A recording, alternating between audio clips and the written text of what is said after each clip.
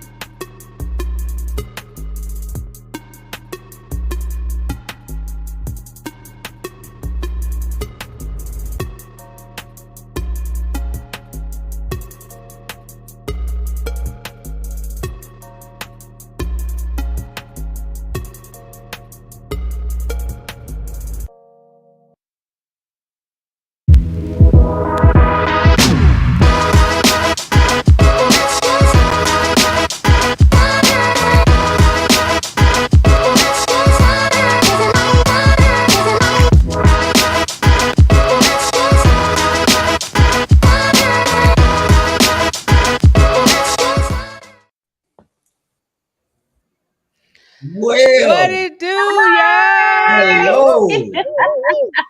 Wait. Hello. We need some music. Oh, We need Oh some music. man, we do. It's We do. Friday, We got it. not Thursday. It's I was gonna say, Friday. What What is going on?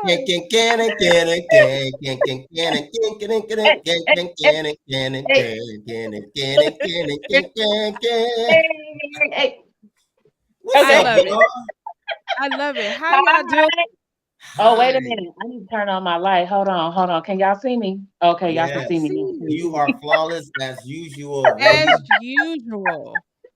Oh, thank Never you. in doubt. I keep saying I'm on Hey. camera. I need to know, what that camera do, because you look like you stepped off the run All away. the time, phone. man. It's All the the phone. time. That's what I'm saying. It's the phone. But anyway, I love seeing y'all. It's Friday. We It's are Friday. together on a Friday, not Thursday. You have to On Friday. change it up on them a little bit. Keep them on their Forgive us. toes. You know how it Forgive go. us for being a day late, but we are not $1 short. We actually got $2 in Yeah. our pocket today. No, I'm kidding. Listen. I want to welcome everyone to tonight's episode. Thank you for tuning in. Welcome to Thank you. Monologue Room LA video podcast. Welcome. I am your host, Brittany Nicholas, but I like it when you call me Britt or B Baby. Nobody can call me B. Baby. All right. So, I'm your host Britt with my co-hosts. I have Marina up here above me, Miss Boss Lady, and Samuel Pickles up here on my right. Welcome you all. Guess what? What? This is our third episode. I cannot believe it. It's our third episode. I'm like, wow, already. It's flying. I do have to ask. Did y'all miss me last week? Because I missed y'all. Of course we did. Of course we did. Last week. My heart was with y'all, but it was at work. My mind was at work, but my heart was with y'all. So okay. We missed you last week, right? That's worked out, y'all. So shout out to my boss for hooking the brother up. Okay. Gotta stay employed, Listen. In California, you gotta have 18 jobs to make it here. For real. I want to say shout out to your boss for actually going to check out our show. Yes. It was like, if you on, good looking, sweetie. Yeah, she was like, okay, I see what type of role you play in this show. So that was really dope. I really appreciate that. I officially have Thursdays off. So no Thank issue. you. Thank you for checking us out. Hey. Thank you. So tonight's episode is called Girl Dads Who Rock. Girl Dads Who Rock. And I just wanted to let you all know that is because we have someone special in studio tonight. All right. We have a special guest tonight. And I won't give no spoilers yet. All right, but we No have a spoilers. No spoilers. fantastic guest lined up for you tonight. Yes, But yes, as yes. always, we got to get into some news. Y'all Let's get ready? into it. Let's get Current into it. industry. All right. We're going to get into our current industry news tonight, ladies and gentlemen. As you all may know, because it's all over my my feed on Instagram, Facebook, all of that. It is Women's History Woo! Month. Women It's History Women's Month. History Month, baby. This month is It's so Women's important History because I Month. wouldn't be here if Yes, it it wasn't is. for a woman. So Right, Okay. right, Okay. I love it. right. Absolutely. So in Yes. celebration of Women's History Month, I want to say I love you, woman over there. Hey, Marina. I love you, woman. I love you, Cindy. And that's no I love shade, you too, Bucket. I love you too, but but I got to you give know my we love love to No, my you you. shout get out that to to my the women. girl. I'm good. I'm good until Okay. men. So Father's Day is coming soon. Yeah, It's on she its can way. have All that. right. She can have that love. You know we love Okay. you, but we know Yeah, you know we love you. yeah, I love y'all Yes. too, but you can have that. Yes. Okay, I know that's right. He said, "No, I'm good. I'm good." All right, so let's to kind of like get us started and top us off in terms of kicking off our first episode in this Women's Month in 2023. I thought it would be really cool to kind of share some interesting facts about a woman in history, but in the industry. All right, so if you would allow me to, let's get into our artwork. We got on the board for our Women in Film History Month fun fact. We have this Yes. beautiful woman. She Does is anybody so know who this pretty. is? Isn't she She is gorgeous? gorgeous. She is Absolutely absolutely stunning. gorgeous. Yes. I can't. This is Hedy Lamar. Her Yes. real Thank you, name is Mom. Hedwig, but her stage name is Hedy Lamar. She's an Austrian-born American film actress. But the cool part, and I want you to keep this in the back of your mind because we'll get to this. She's also an inventor. All right. She's an Yes. actress, but she's Yes. also an inventor. All right. This is some She's really, really cool yeah. stuff I'm about to share with you. Yeah, Okay, yeah, so yeah, she is.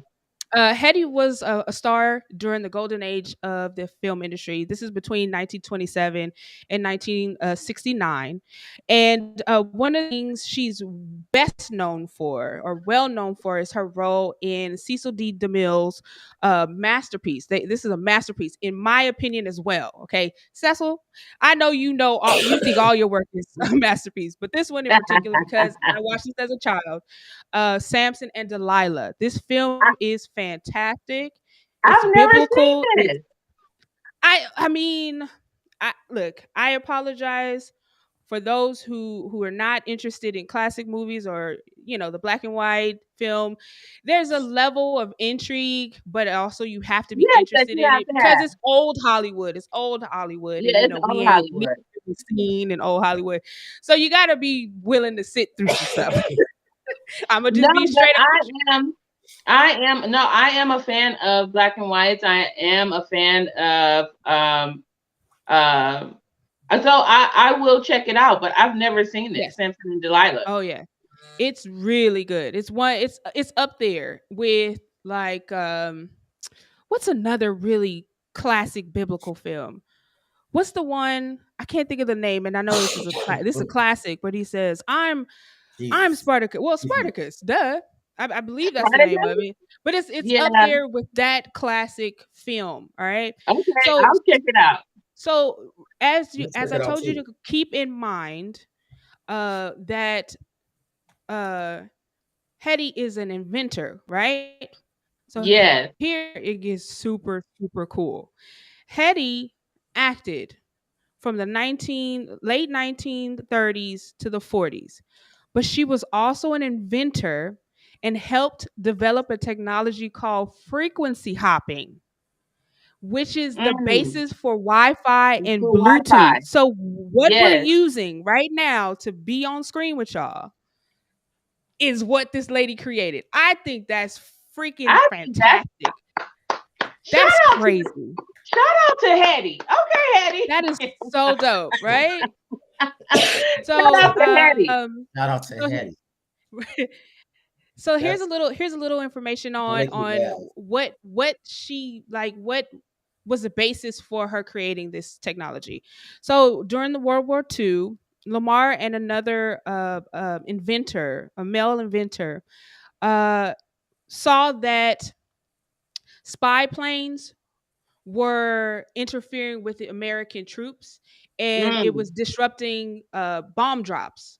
And so basically what she wanted to do was create a system that would disrupt their communication with each other, so so that we could successfully do air raids and different things. So that's what frequency hopping is. And then it turned into Wi-Fi, basically Wi-Fi and Bluetooth.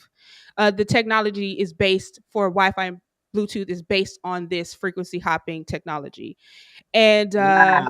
and That's so amazing. I believe, right, and I believe in either 2012 or 2014, she was inducted into the National Inventors Hall of Fame for her development. Oh, 2014, yes.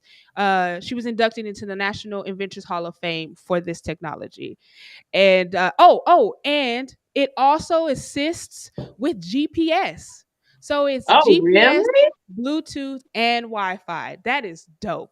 Well, That's talk That is amazing. about so dope. beauty and brain, I was just right? right. Right. She's not only pretty, but she Yeah. Beauty and brains. Like, Yes. that is amazing to be on the start of Look at her. wow. something Look at she's that gorgeous. everyone Yeah. is on.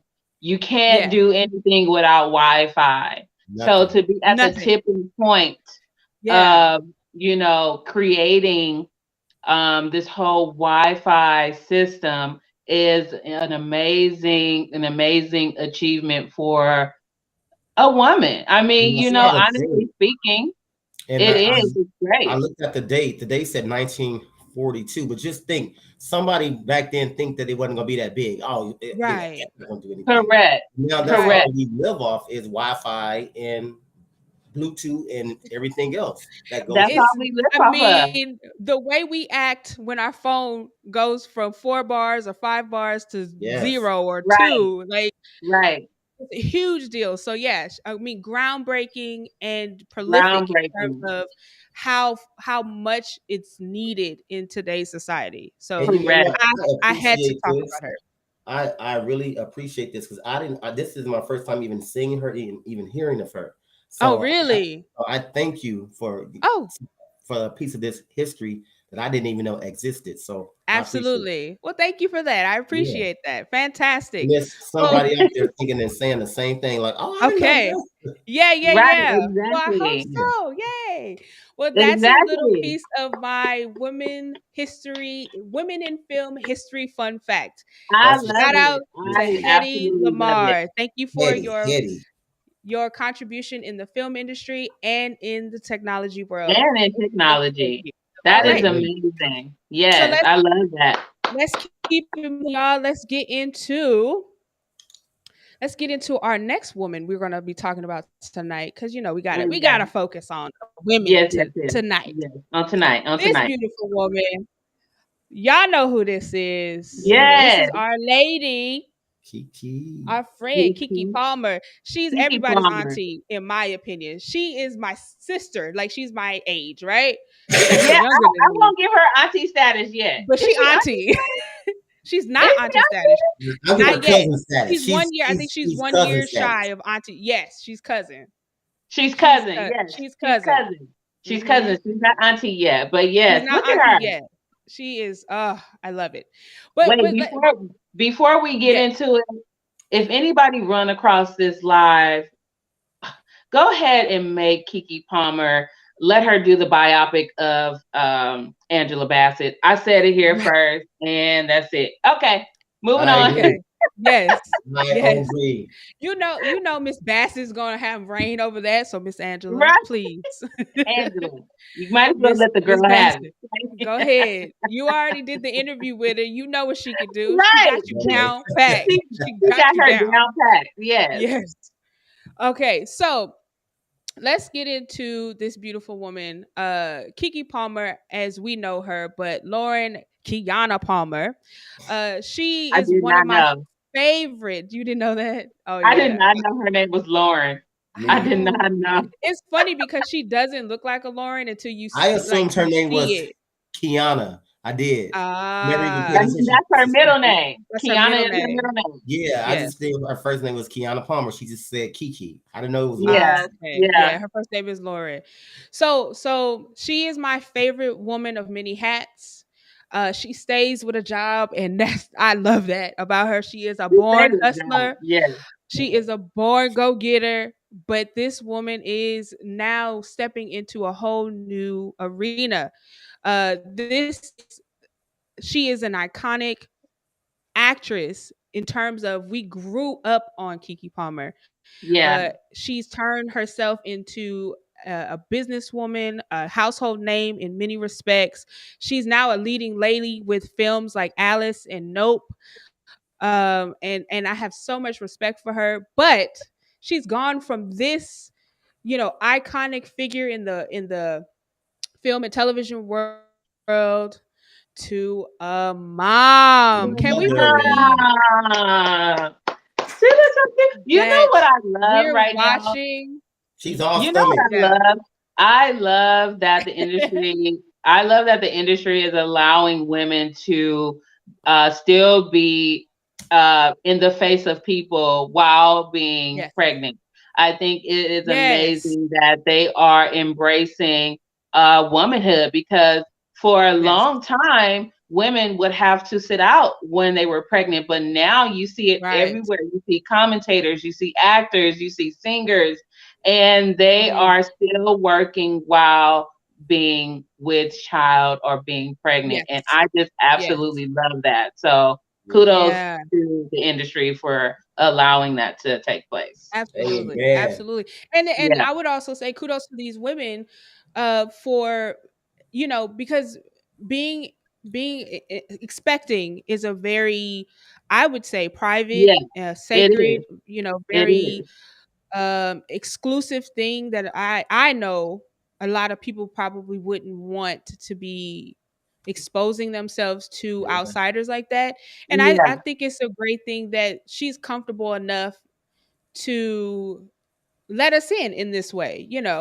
Yeah. I think it's fantastic. I like you said, like we just said, she's like an auntie slash cousin, and it's so beautiful to watch someone that you've kind of grown up with have this change in her life, and going from a teenager to adult woman, now to mom. It feels really special to Yeah. be It a does. part of her life in this way and be able to But be involved in this way, so I love it. and then to go back what you said, Bucket. Back in the day, it was like if you wasn't married, Yeah, they didn't want true. that to be That's seen true that as you're having a well. baby out of wedlock. So That's I'm true kind as of well. happy Yeah. that the world has evolved around that. You don't have to be married to start a family. Now, don't get me wrong, No. marriage is good. I'm not saying not to, but you don't Yeah. have to marry. And that's what they did back in the 50s, 60s, and 70s. If you were married, then I think they hid that you were pregnant. So Yeah. Mhm. I'm That's kind true. of happy that That Mhm. that is true. I mean, you can't help this blessing. Look at her. Look yeah, at this little baby. I mean, why would you want to hide him? And you know, he yeah. is so cute I to me. know. And I So I honestly like her pregnant. Yeah, So so she precious. looked like she wanted to be a mom too. You could tell that Yeah. Yeah. she's loving Yeah, it. for he a cute Yeah, little baby. He's a cute I I little baby. love absolutely love it. Not as Hey, cute as my son, but yeah, he's a cute I'm little so baby. excited. I knew that was coming. I knew that was coming. Well, that was coming. Well, I just want to give her out for stepping into this new role, this new, career, rearing a human person. That's not an easy job. That's not And easy. so from one woman of many hats to another, Kiki, congratulations. Yes. Much respect, love, and hope your journey in your motherhood is phenomenal. And I know you got an amazing support system, so that's all that matters. That baby But because I know she's not gonna put down the reins on her, investment in herself and an investment in others. I did want to take the time to shout out her network. Kiki started Key TV recently. So, shout out to you for that. She's spotlighting a new generation of creators. And Kiki launched Key TV, I think maybe about a year ago. It streams on YouTube, but there's a couple other platforms that she has it on. And it is to spotlight a new generation of creators, Black-led digital performers, to give Black creators more opportunities to show themselves and their work. So she is really investing in us. And this is why I want to spotlight this network, and she's done a lot of really amazing work already. I was just on YouTube watching some of her older clips that are now a part of her network. Lauren, you are stupid funny. Like, you know what? Honestly, I think people sleep on Keke Palmer. I think people sleep on Keke Palmer and her talents. Honestly, I feel like they do. I think they not overlook her because she stayed busy and booked. But I think, I think I think she's underrated. Just put it like that. And go ahead. No, go ahead and finish your thought. I'll jump in after. No, I think she's underrated, and I want to see more of her. That's why I said that she would be the perfect person to do a biopic of Angela Bassett, maybe within a couple of years from now, because to get that look, you know what I mean? I know she's grown, but to get a little more fuller, I think she'll do well doing a biopic of Angela Bassett. Absolutely. I agree 100%. Yeah. I think it's so awesome. She looks like her a little bit. She has like her daughter. I mean, she looks like she could have been. I don't want to say her daughter, but I think oddly, she almost looks like they could have been from the same family, if not twins. Like, they very close in face. They're it's kind of weird. Yeah, they're very similar. Even in like characteristics, like like how she is. Her and Angela Bassett are like the same. It's sort of weird. Like it's very strange. I love it. Studied her, I'm so here for it. As her acting coach or something like that. Probably. She's probably studied her a lot. Yes.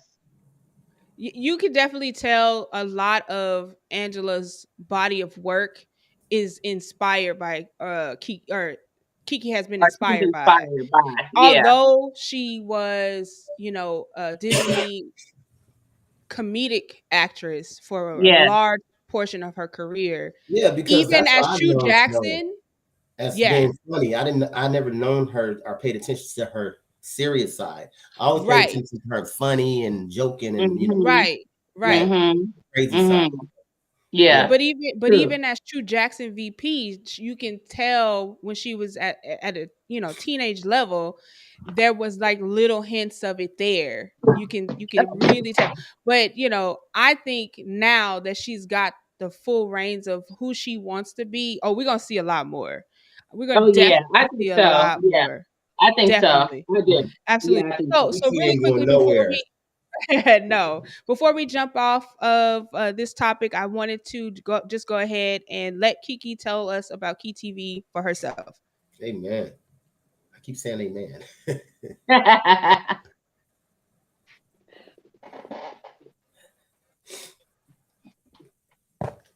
Look, I know everyone thinks being in front of the camera is the end game, that being up here is the only key to success. What if I told you the real power in being a creative happens behind the screen? What if there is more than a way to make it? That we need more production designers, more sound mixers, more key grips, and more DPs. What if I told you we just need more you? I am the boom up. And I am the sound. And I am a KPA. And I represent the grip gang. I'm the Gapper Winter. And you watch. And you watch GTV.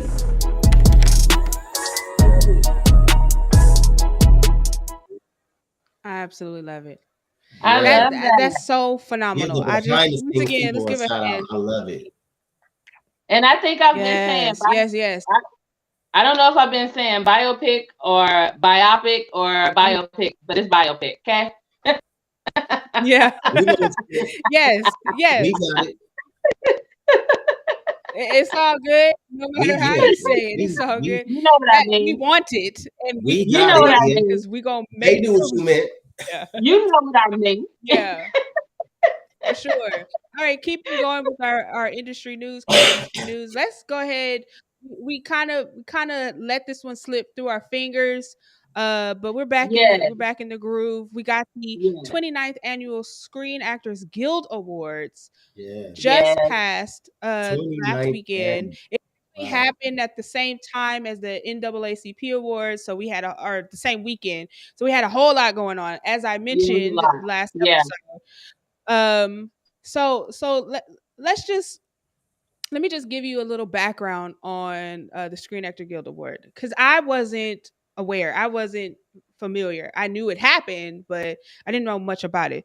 So the Screen Actor Guild Award is two labor unions that join together so it's the Screen Actor Guild Award and the American Federation of Television and Radio Arts that merged in 2012 to create this award ceremony for actors. And I'll get into that a little more. But the cool thing is that it's fairly new. It started in 1995. That's crazy. So it's not a very old ceremony. That's been going on as long as the Oscars. Yeah. I mean, it's seems like it's praised now as like an Oscar award. It's one of those things you want a SAG award just as much. Our artist, a actor, wants a SAG award just as much as any other statue. So the history is, the SAG Awards was held February 25th, 1995 in Santa Monica, California, at the Santa Monica Civic Auditorium. Oh, wow. That was the first one. And it was hosted by actors Shelley Long and Jason Alexander. And it was broadcast on NBC. So, that's pretty cool. That's a pretty interesting start to their ceremonies, for sure. Now here's a picture from that first ceremony in 1995 of Halle Berry, looking like Halle Berry does. Amazing. Unfortunately, she was just there in attendance. She did not receive any nominations that year, but she's Halle Berry. It doesn't matter. And here's a picture of Tom Hanks from the SAG Awards in 1997, where he won for Forrest Gump. 97. Forrest Gump. Yes. Life is like a box of chocolate. You never know what you're going to get. Forrest, I think this is one of Michael's favorite movies, too. He loves Forrest It's got to be up there. It's got to be up there. It's got to be up there. It's a classic. It is a classic. Yeah. And this photo here is just because I needed to see it. Melanin. It's beautiful. This is from 2019. This is the award ceremony where Black Panther cleaned up. Yeah. Cleaned up. And beautiful Sterling K. Brown was in the mix too. This is wonderful. Blessed by association. I keep telling y'all. He got hooked up. Yeah, absolutely. That was beautiful. Absolutely. So here's a couple fun facts about the SAG Awards. The statues are given to the winners are called the actor, and the actual man is that's his name. It's called the actor, and he depicts a male figure holding the symbolic mask of comedy and tragedy. So that's pretty cool. It's specific to actors. All right. And then in 2018, the SAG Awards ceremony made history by featuring an all-female presenting lineup with women taking the stage to introduce each category and present the awards. Wow. So, another Women's History Month fun fact. Women's History Month, yes. Fun fact. Yes. Yes. So I wanted to feature so I wanted to feature this photo here. Can you all hear me? Yes. Yes. Okay. So I wanted to feature this photo here because Sandra, or it's not Sandra, Yo and the gentleman Chen are both from the same film. Brendan Fraser, Brunson, and Coolidge are all winners from this year. So we have a beautiful melanated. Even though Brendan Fraser, he got some melanin. He ain't with us all like that, but he's up there.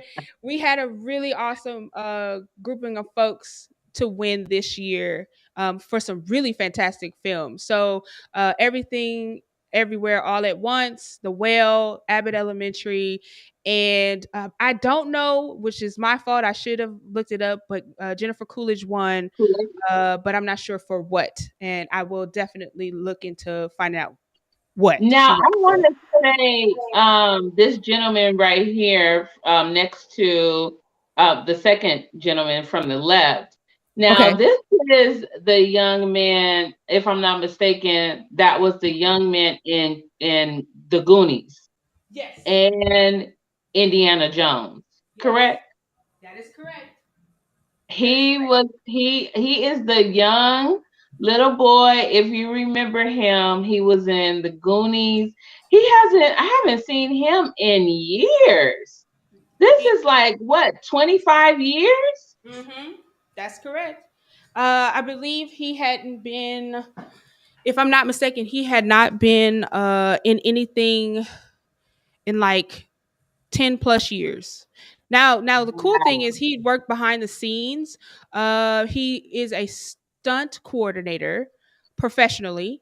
So that's what he's been doing. Yes. Yeah. So he has credits, but nothing as an actor. And so one of the things that he mentioned was he was excited to be able to come back in front of the camera because he had spent so much time behind the camera over the years. So yeah. He is definitely someone to keep an eye out for, because he's really good. He's a really phenomenal actor, and to have had such a long period of time off, off the screen, to come back and win, that's unheard of. Fantastic. Yeah, that's unheard of. So I really love his story. I really love how he talks about not giving up on yourself and allowing whatever the situation to happen, because he says that although he wishes he could have had a career that had longevity in terms of this large gap, there is a potential for him to not have had the success he's having now. And I think it's so interesting because we saw a very similar story with Cheryl Lee Ralph just last year. And so we're getting like this, cyclical repeating message that when you stand up for yourself, when you believe in you, even when there are failures or there are gaps in your success story, it never cancels out what success will look like for you in the long run. So, I love his story. I love it. Kudos to them. To wrap, yes. To wrap it up, as I said, I wanted to highlight. I've been on Quinta Brunson for at least the last 2 weeks, so we just gotta keep the pattern going and talk about her some more. Why not? So this is Quinta winning her award, and the reason why I highlighted this one in particular is because of the specificity of the award itself. It is only given to actors. So directors, writers, editors, no one else gets a SAG award. And the award awards go to individuals and ensembles. And during Quinta's awards, she decided to bring up her cast, which was amazing. Yeah, it was. And shout them out. And reiterate, because of them, because of these people, I am able to be up here and receive this accolade. So I just thought that was an amazing way to make sure everyone knew it wasn't just about her. Abbott Elementary isn't a show about Quinta Bronson or just Janine, the character. It is literally every single one of these actors playing these characters makes me want to watch every week or whenever the episodes are available, honestly, because I love Abbott Elementary. It shows you how selfless of a person she is. Because she could have walked up there by herself and really, it's been about her. Like, this is about me. This is mine. Correct. She could have done that and received all the accolades, but she did not. And that was so beautiful of her to bring up the cast. Yes, for real. I love it. Yeah. Absolutely. Yeah. All right, so let's get into our next topic. We're gonna move into our dudes. Okay, guys. Okay, because we should talk about them. This is the second week. This is the second week that we talked about them too. Okay, for real. So go ahead. Let's get into it. Listen, go ahead. Listen. I'm a person of balance. I gotta, if I'm gonna harp on one person, I gotta have somebody else to harp on. Okay. And of course, this week it is my friend, hopefully someone I will know personally. Right. Michael B. Jordan and or Jonathan Majors. Hey, I'm going to the gym after seeing this. I promise you. For real. I'm hitting the gym, baby. We go together.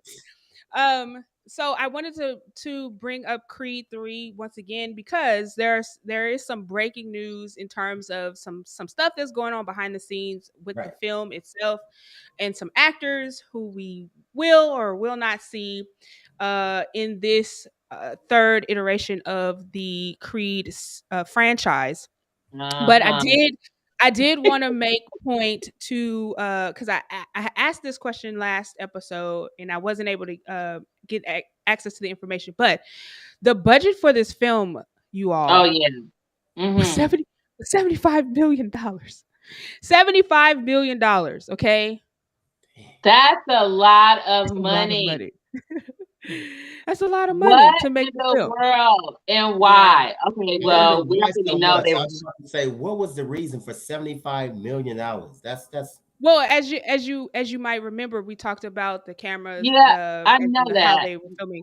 So it's a very hefty, expensive process. That IMAX is no joke. But they only made $75 million. That is a lot of money. Yeah, it is. I was thinking that because they made over $100 million, that was good. But now I'm like, no, they just put money back in their pocket. They just put. They had to. But let's get into that. All right. So I don't know if you've been reading blogs or watching Entertainment Tonight or what have you.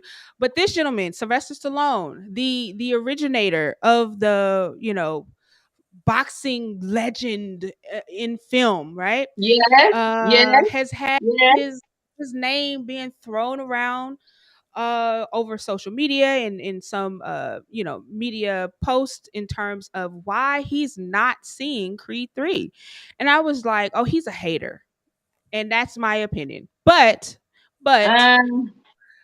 after doing some research, I found out there's some things that have been happening behind the scenes that have a good reason for him to feel this way. All right. Yes. I don't know if you all kind of know the Rocky history. I don't know if you kind of know. There's 5 films.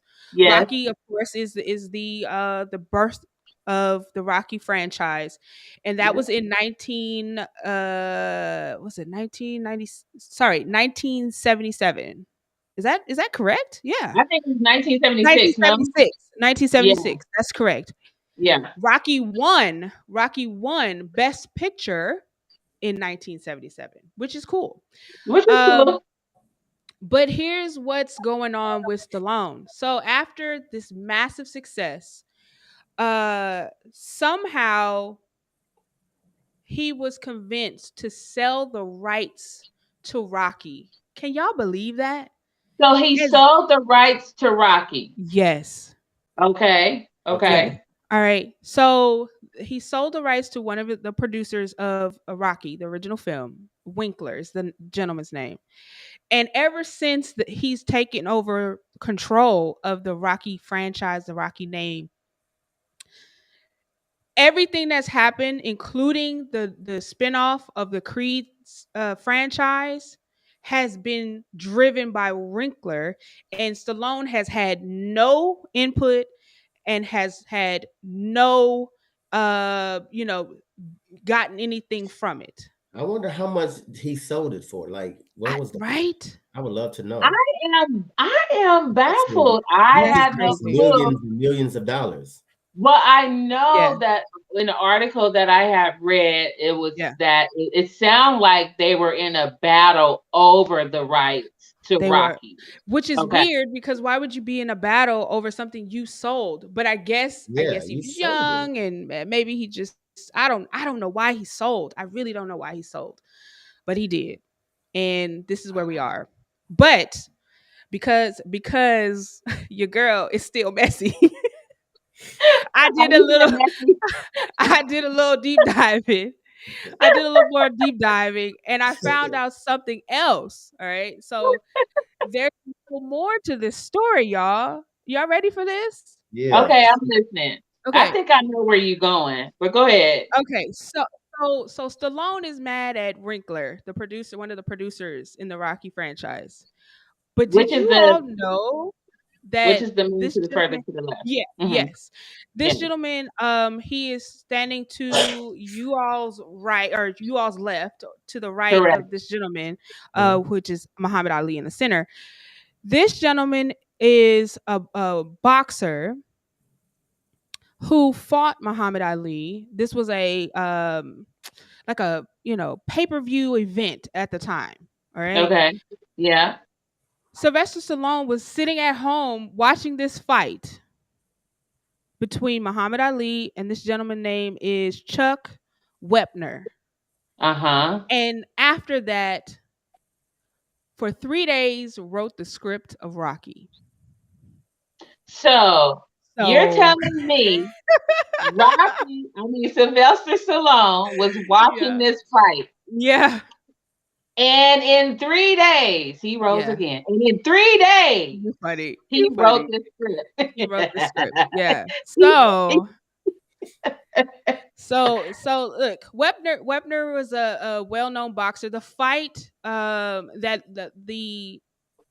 before the Ali fight, Wepner was 40-1. So he was a very high-ranking boxer. The story goes, or how it plays out, is during the rounds with Ali, he actually knocks Ali down. He doesn't knock him out. He just knocks him down. And so he thinks he's going to win. And what happens is Ali comes back in the 15th round, the last few seconds, and knocks Wepner out and takes the belt. All right. So this is literally Rocky. This is like I cannot. Never knew that. That's amazing. I'm just like, ooh, these people messy, and I'm here for it.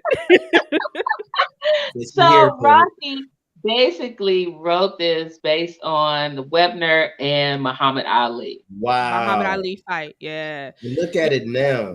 Yeah. Unfortunately, Wepner, what happened was, he had a few fights after the Ali fight, but he unfortunately kind of fell into obscurity. He ended up working, I think, as a delivery man for a liquor company.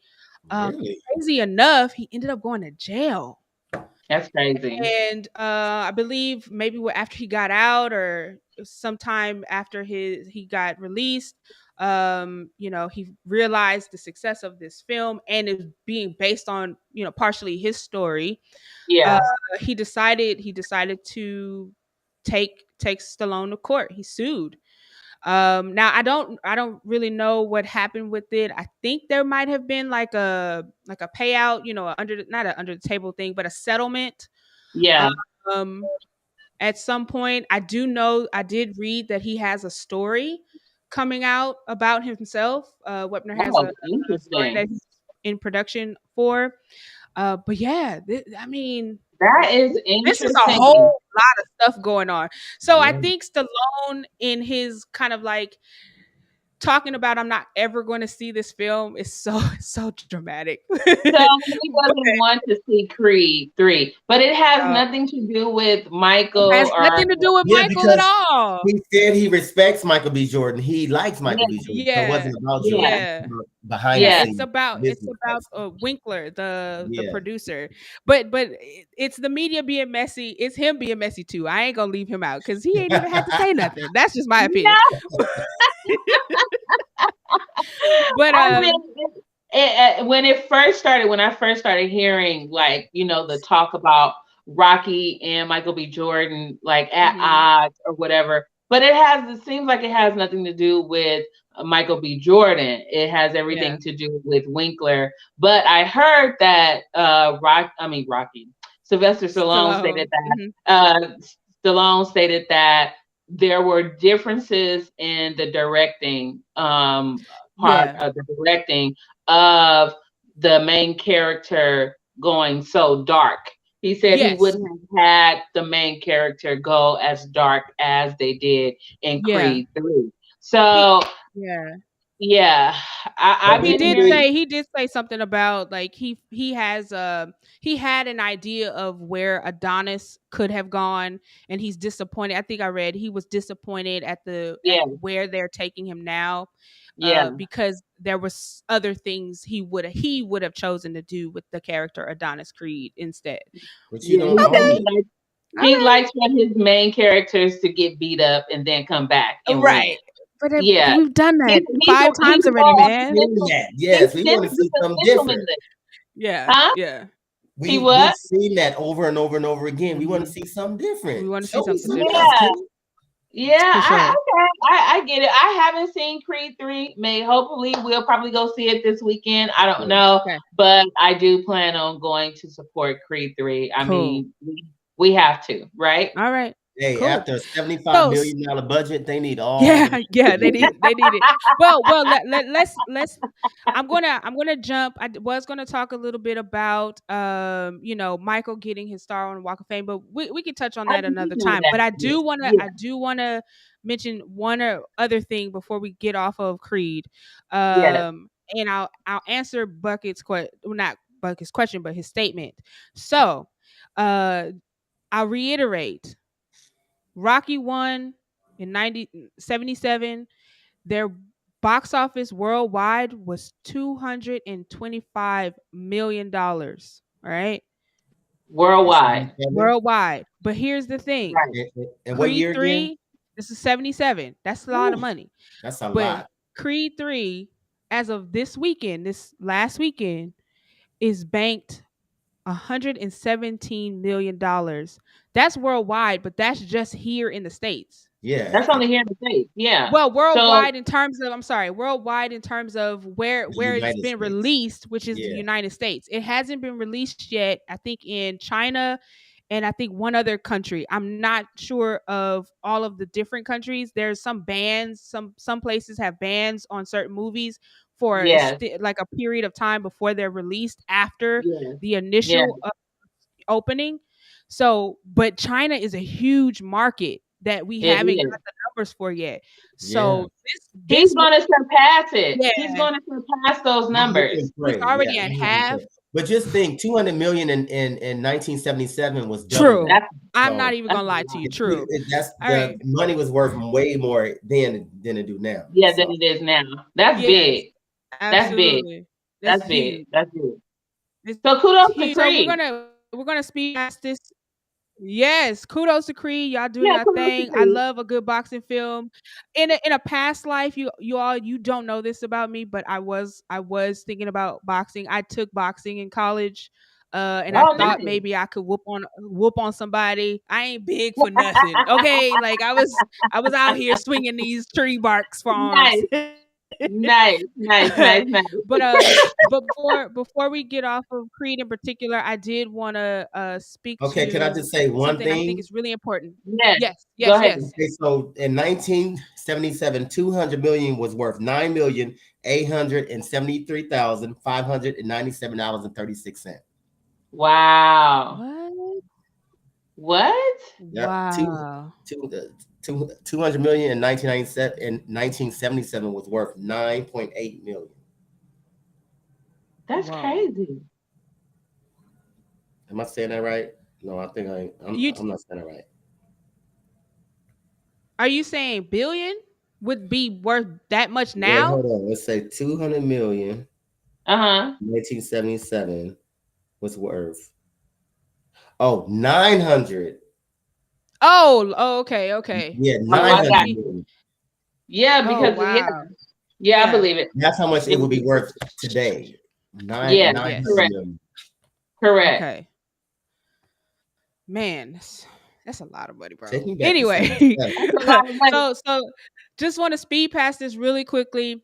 Mila Davis Kent, she is the actress playing. She's a beautiful young lady. Amara Creed. I don't know how many of you all watched 2. No spoilers for real. So there's a baby that gets birthed in Creed 2, and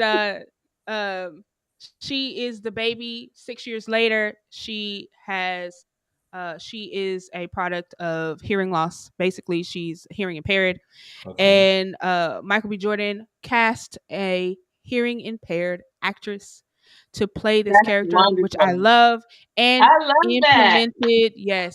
implemented sign language into the film as a part of their dialogue. So you will see ASL being used in Creed 3. Yes. For this character to communicate with each other, these actors to communicate with each other. That's so phenomenal. What a way to incorporate that community, which is still our community. It's a part of our community. But what a way to incorporate that. Yeah, I love it.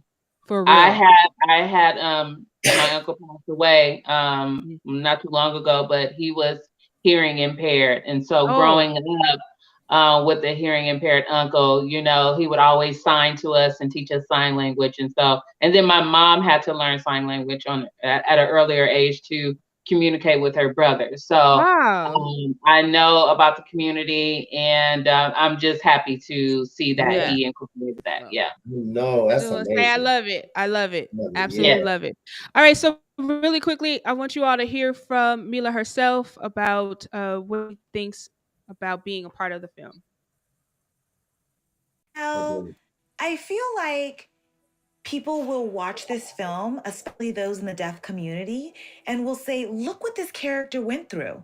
I went through the exact same thing. And so often deaf people are pushed aside or forgotten about, but we go through some really tough challenges, but we can still get through it. Even though it's hard and we have to struggle and fight, we can do it.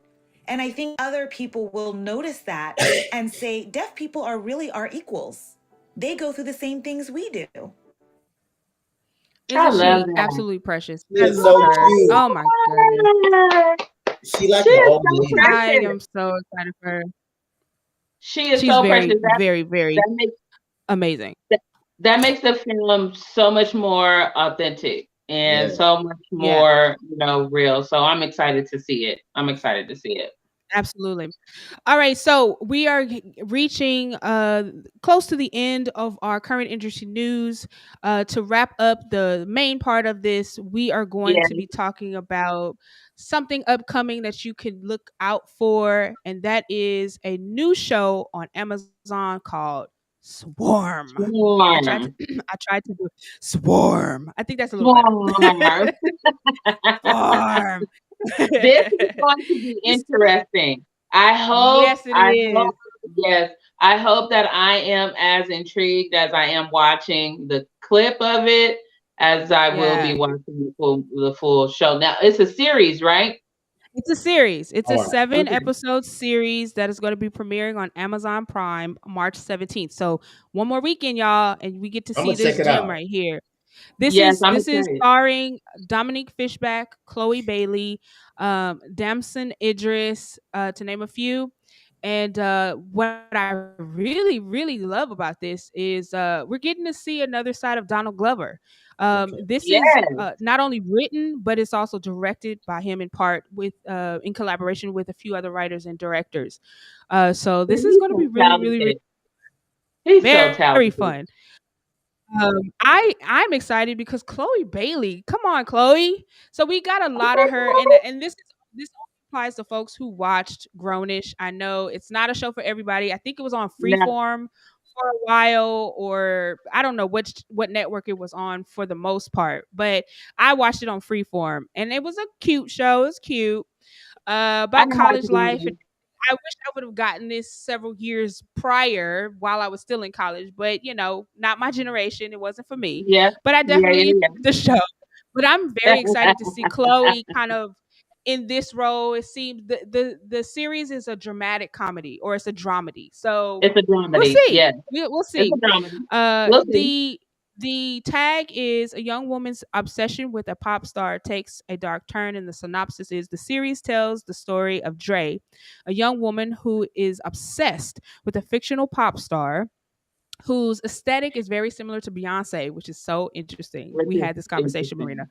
interesting. Yes, we did. With a fan base known as the Swarm. Yeah. The show is a dive into Dre's life, her fandom, and how it takes her to dark, unexpected places. Honey, So and I she want goes dark.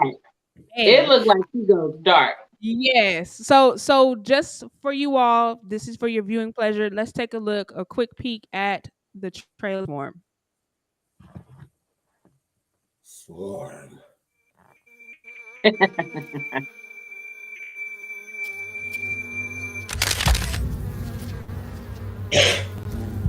Who's your favorite artist? Who's your favorite artist?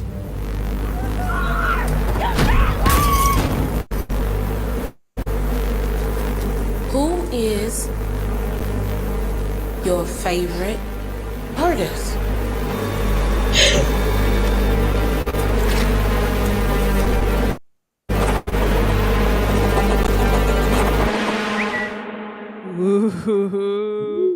I don't know. Oh. I don't. Who's your favorite artist? Yo. Who's your favorite artist? Come on. Yeah, it looks like it's That going looks so good. It looks like it's going to be really dark. Yeah. Oh yeah. I'm very ready. I mean, Dominique Fishback has been killing it. She's going to be in the new Transformers, Beasts. Yeah. Oh, I can't think of the name. Yeah, Something about Beast, but it's going to be good. I'm ready for that. But this looks like, yes, Donald. Thank you. Can't wait. Thank Yeah, you. I can't wait. Yeah, I'm gonna check that out. Thank you, Yeah, sir. I'm ready for this. I'm ready for I this. am too. All I right, am. so we gotta move really quickly into our movie critique of the week, because I am very excited to get to our special guest of the night. So we're gonna go quickly. Yes, we have a special guest for you guys. We got to get the guest in here. But I wanted to talk to you all about Bruiser. This is a movie you all need. Yes, it's a movie you all need to watch on Hulu. It's fantastic. It's real short. It's sweet. It's got a really deep message. And I think you can get something out of it from an artistic point of view. If you just love movies that are gritty and feel kind of independent and simple, but has like some really deep messaging. This is the film. This is a film for you. So here's the synopsis. A 14-year-old boy turns to a charismatic loner for help after being beaten up. In director Miles Warner's searing feature debut about fathers, families, and the effects of fighting. A 14-year-old Darius explores the boundaries of his manhood with Malcolm, his strict but loving father, and Porter, a charismatic drifter. When Darius learns Porter's true identity, he is thrust into the conflict between the two men. Yes. This is a goodie for sure. Yeah, Marina, what is your take? I think there is a powerful message within this movie. However, I did not like the ending. I think the ending could have been a little bit different for me. Yeah.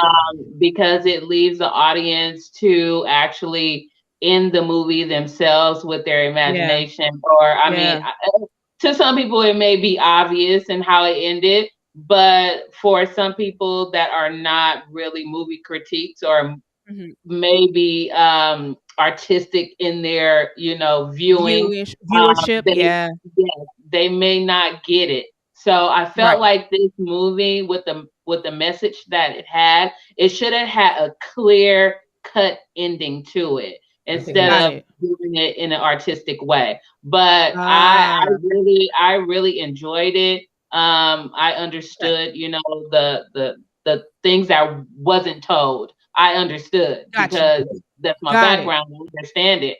But I really say it's a good show, a good movie. I think you guys should watch it. This weekend, I want to sit down and watch this. So on our next show, can we revisit? So revisit it. Yeah, we'll revisit absolutely. it. Absolutely. Give me some time. Yeah, we'll revisit it and get my views as well. Yeah. See, the thing about this definitely have to come back to it. The thing about this film in particular, like I said, it's really short and sweet. It doesn't drag you too long. No, there are some low points, but it's building to something. Yes. And for the artist, or excuse me, for the director, I understand where he's coming from. Yeah. I saw it as a build to the dramatic conclusion. Now, you don't like the ending, and I understand why. For me, the reason why I love the ending is because it kind of, for me, it elicited this old Japanese film showdown. Right. Like this struggle. The character Darius is kind of like the fixture, or it's like the town or the place that needs to be protected, right? And then these two characters, Porter and Marcus, are these dueling old head, kind of like, I've been kicking butt my whole life kind of dudes who show up and are trying to take territory, trying to take dominion, right?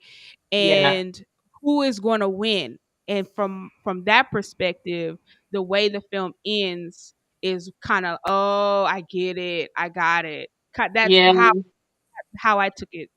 I didn't see it like that. But I mean, it's good. It's good.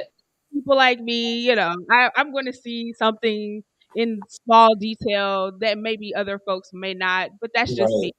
Same, I can appreciate your take as well. I pay attention to details. So when you guys see the ending, you can, you're either going to love it or you're going to hate it. I definitely understand. And it's not that I hated it. I just don't feel like it should have ended that way. And I totally understood the ending, but it just should have ended a different way. Okay. It should have been more clear for people to really get it. So really quickly, Marina, I don't have the graphic, but how many mics would you give it? I'm gonna give it Wait. Can we do this next week? Okay. All right. All give our, Yes. All right, we'll wait. Okay, now we can move on then. We can move on. Okay. So at this time, we're going to move on from our current industry news. Our movie critiques is done. Thank you so much for hanging tough with us. Our guest is the holding. I see you. I appreciate you. We are going to move right along into tonight's guest. Yes. Tonight we have in the house my good friend, our good friend, Jazzton Williams. And here's my intro for this beautiful man who is fantastic. All right. Jazzton, today we have the pleasure of interviewing Jazzton Williams, a talented entrepreneur who has made a name for himself in the creative film and music industry. Jazzton's career has been nothing short of impressive, having played basketball both collegiately and professionally before pivoting to a new passion in film and music. He is the founder and CEO of Jazz Will Shoot It, LLC, a global production company that offers creative film and photography solutions to individuals and companies alike. Jazzton's ability to conceptualize and execute creative ideas, coupled with his genuine love and kindness for people, has been the secret to his success. His company has worked on a range of projects from weddings to music videos, documentaries, vlogs, and commercial content. Jazz Will Shoot It also has its own music publishing company and record label, allowing Jazzton to create original music for his projects if needed. That's so dope, dude. What sets Jazz Will Shoot It apart from others in the industry is its ability to offer a variety of creative services under one umbrella, providing more intimate reliability and personalized attention. In this interview, Jazz will share his story, talk about his creative process, and offer advice for aspiring entrepreneurs looking to break into the creative industry. Nice. I would like to welcome Jazzton Williams to the show. Thank you so much for being here. But before that, let's take a look at a little bit of his work, will we? Yeah.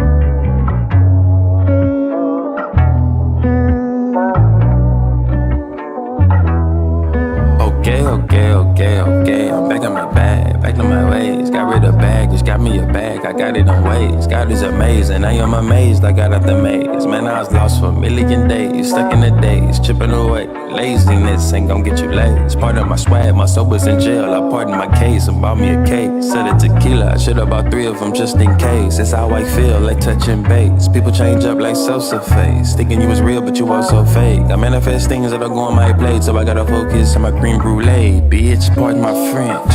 My drive inside the game of life is way too high to park on the bench. Triple overtime, pardon the stench. God showered me with blessing, now I'm feeling fresh as a mint condition. I knew they would miss what I meant, so I repeat it like a bar on the fence. Defending my premises from the soulless supremacists who's solely responsible for all the pillaging, evilly reaping the benefits. Hope you listening. I'm sensing they censor my messages. It's only exposing the prejudice. They know they approaching the precipice. Lord protect us as we go on the exodus.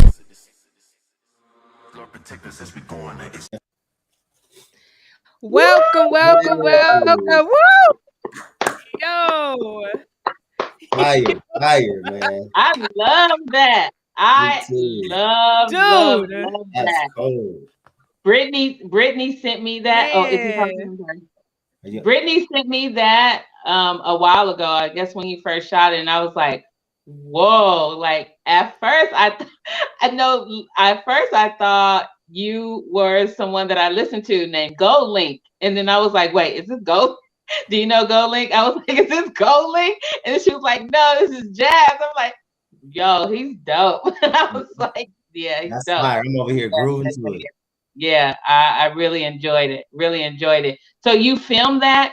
You wrote that? You wrote the music? You filmed it and everything? Oh, I can't. We can't hear you, Jazz. And Britt, we can't see you. Yeah, that's on purpose. I'll get one of them hoodies though. Right. That's the Jazz's man. Jazz's man to talk to. No, we still can't hear you. No, we still can't hear you.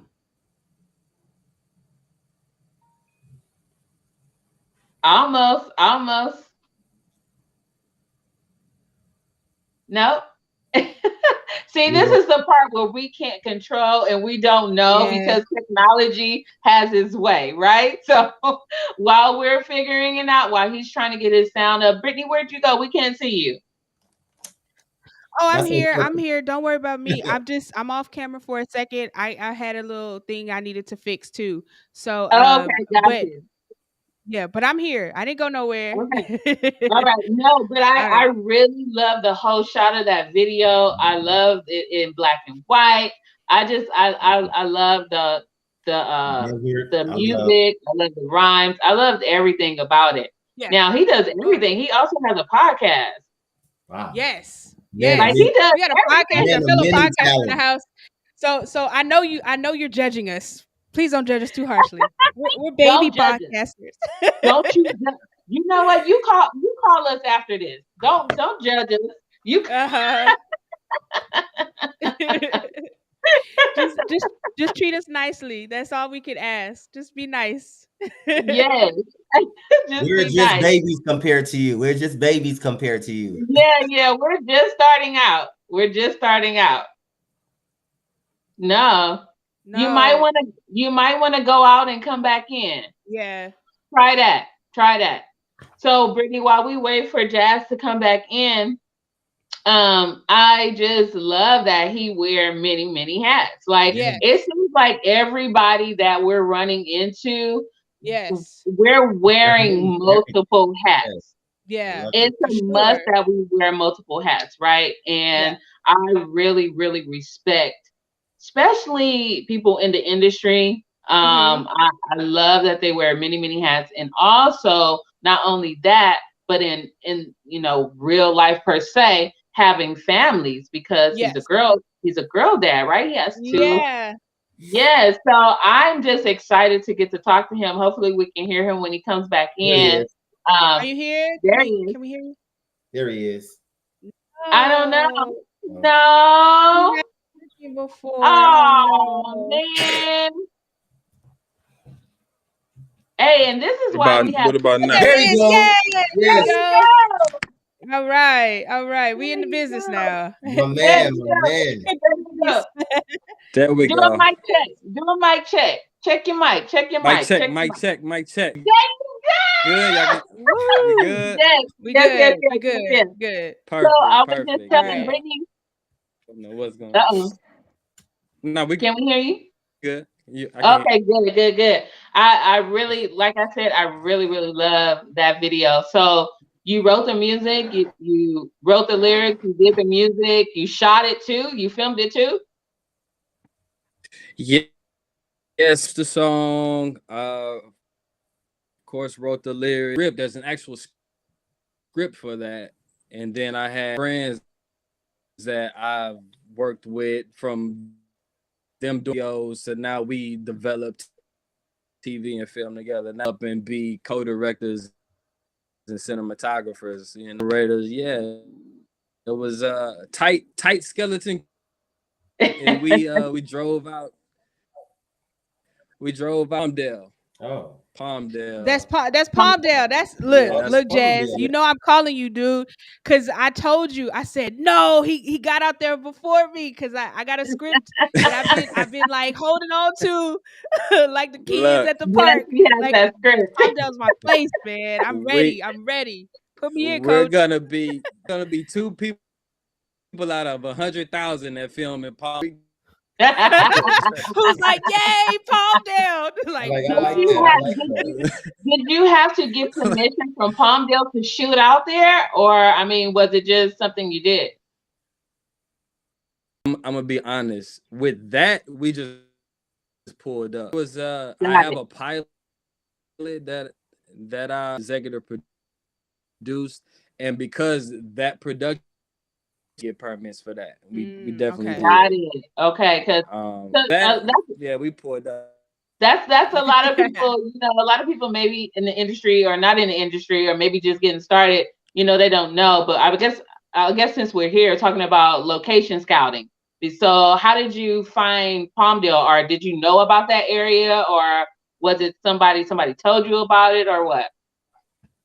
No, I knew about the area from this project that I can't really remember.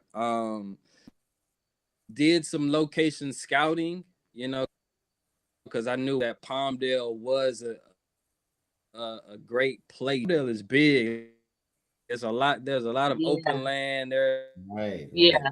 Just because it's desert, it doesn't mean that you're looking for, so right. So we definitely see pre-production. I love it. Like a week before. Nice. So how many days was that shot in? Was that a one day, one and done? That was a one and done. And the way I originally wrote take,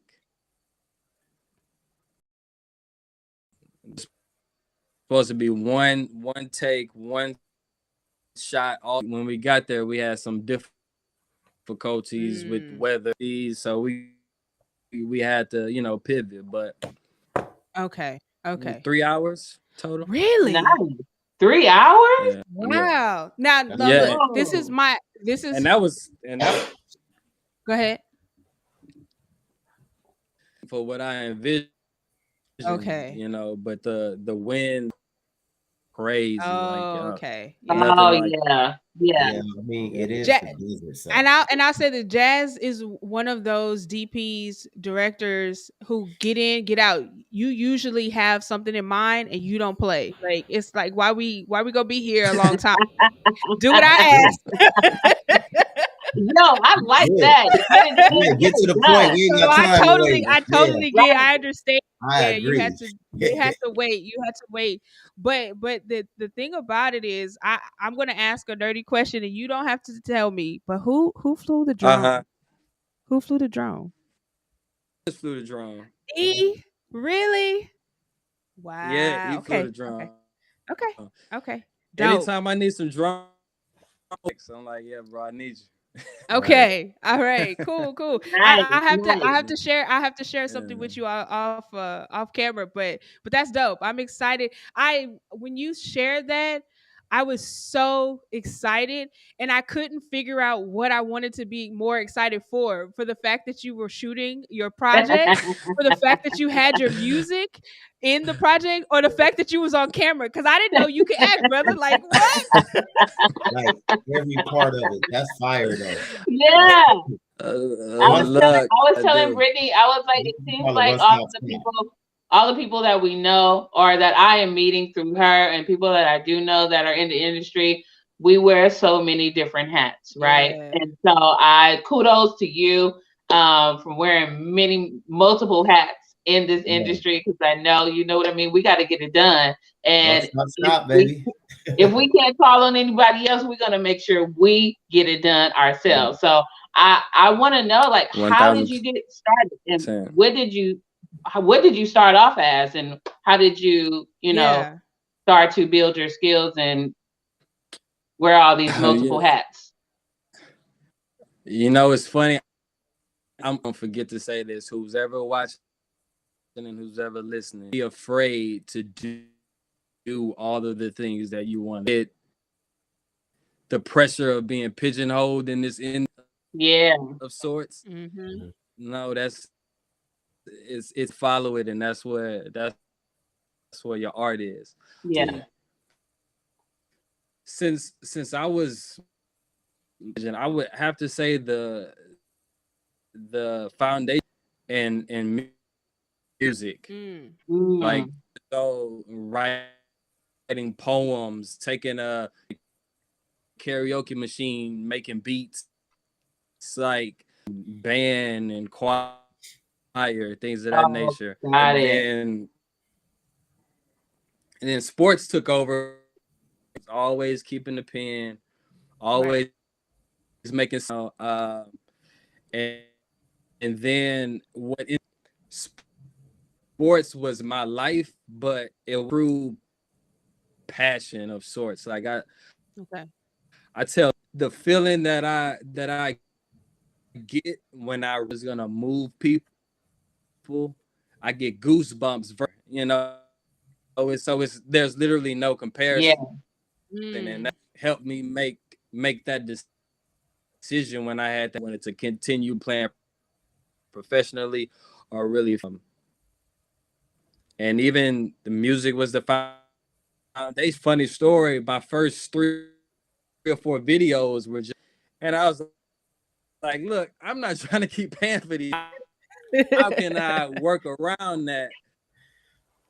So a $600 camera is a Nikon. And I told my brother, I said, hold it like this when I tell you to hold it like this. That. and I started nature, and then people started to ask, like, "Yo, who's doing?"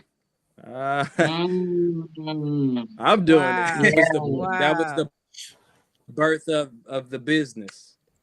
Wow, that's good. Yeah, so you just started. I love that. Go ahead, Britt. Yeah. Well, I just wanted to ask, because how did you end up in LA? How did that work? So I went to school. My college basketball teammate. I don't know if you've ever.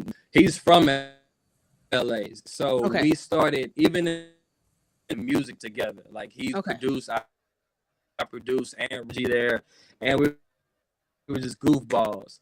LA, and after I graduated, and then as business production company, I was coming out here for work as well. And one fateful day, I met Viv, and that was like we started dating, and then I was like, all right. You started dating, and then he was like, "Man, like, ain't nowhere else I need to be." Where I'm not gonna lie.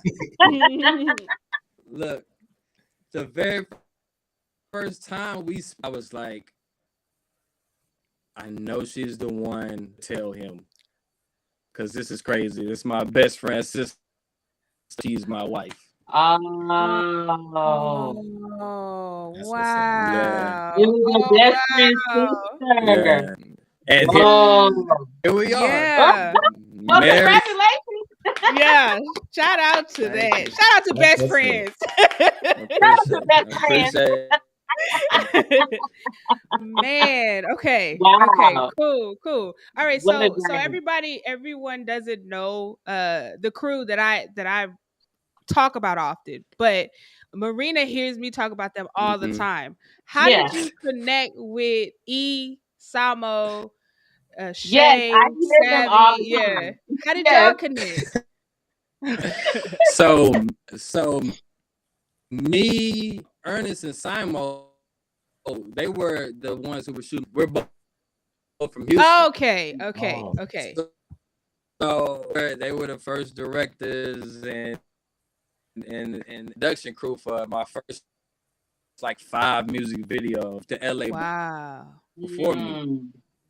So it was like a perfect storm. I think they came out years before I came, and literally they were working on a short film out here, and dating. So I was like, all right, I'm gonna come out there and help y'all. So that's when I met Cam. That's when I met Mar. And being set like that, all my stuff was just like me doing everything that I call. That kind of did like, okay, yeah, let's do it. And then I sold my house and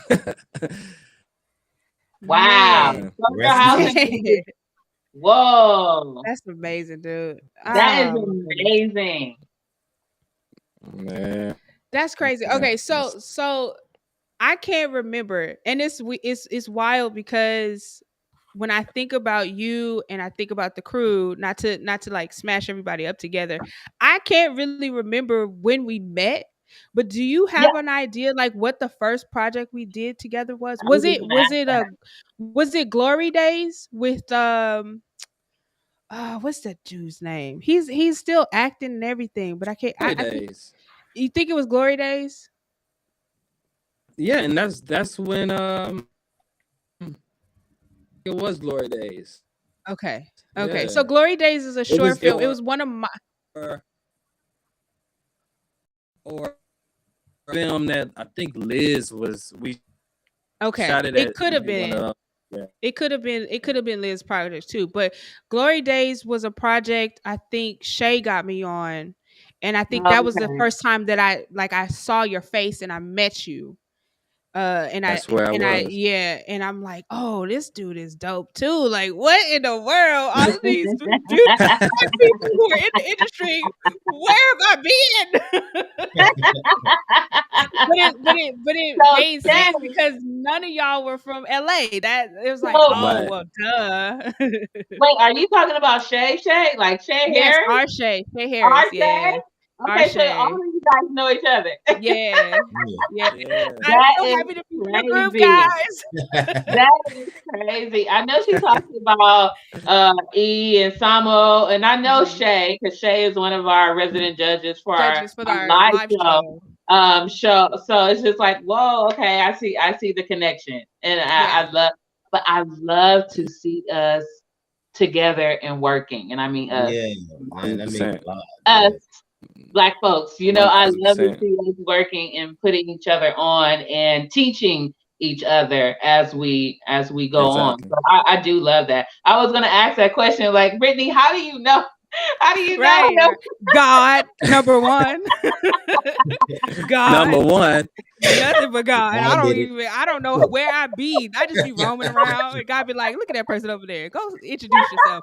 Or the good thing about God is God know who I am on the inside, and He be like, "That person about to come over here, act right." Come on now. I love it. But yeah, so how people. long have you been in LA? How long have you been out here? Years in November. Wow. Black Friday, it makes 7 years. Only 7. It feels like so much longer to like that I've known you. Honestly, it's only been 7 years. Wow. Because we kicked it off like family. It was always a family. I feel like that. Oh yeah. Yeah, and all of y'all. So I mean, you know what it is, and I'm gonna be honest, and I'm hyping Texas up. I ain't from Houston. I'm by way, like I'm 30 to an hour outside of Houston, by way of Port Arthur, Texas, and Beaumont. Okay, all right. Don't let Michael hear that. His family is from. Michael is my husband. Michael is Houston. He loves Houston. Is his place. I came this close to moving to Houston. Wow. Yeah, but the people out there, so. you can't beat Texas folks. You can't beat people from Houston. And Sam was like 2 seconds from moving. Literally like a week from moving. So wow. Literally. And look, no funny. I was like this close to moving back month. Wow. I know that's right. I was look. Like, Jazz, man, I went to visit. Look, I went to visit some family stuff happened, and I went to visit. This was during the time of my life that I was thinking I was a vegan or whatever, LA life. And I went, and all of my cousins, all of my aunties was, child, if you don't go sit down with this plate of barbecue, shut up. And that almost ruined my life because I would have stayed just for the barbecue. Yeah, I think I really would have stayed, and the Cowboys, but just for the barbecue on the first note.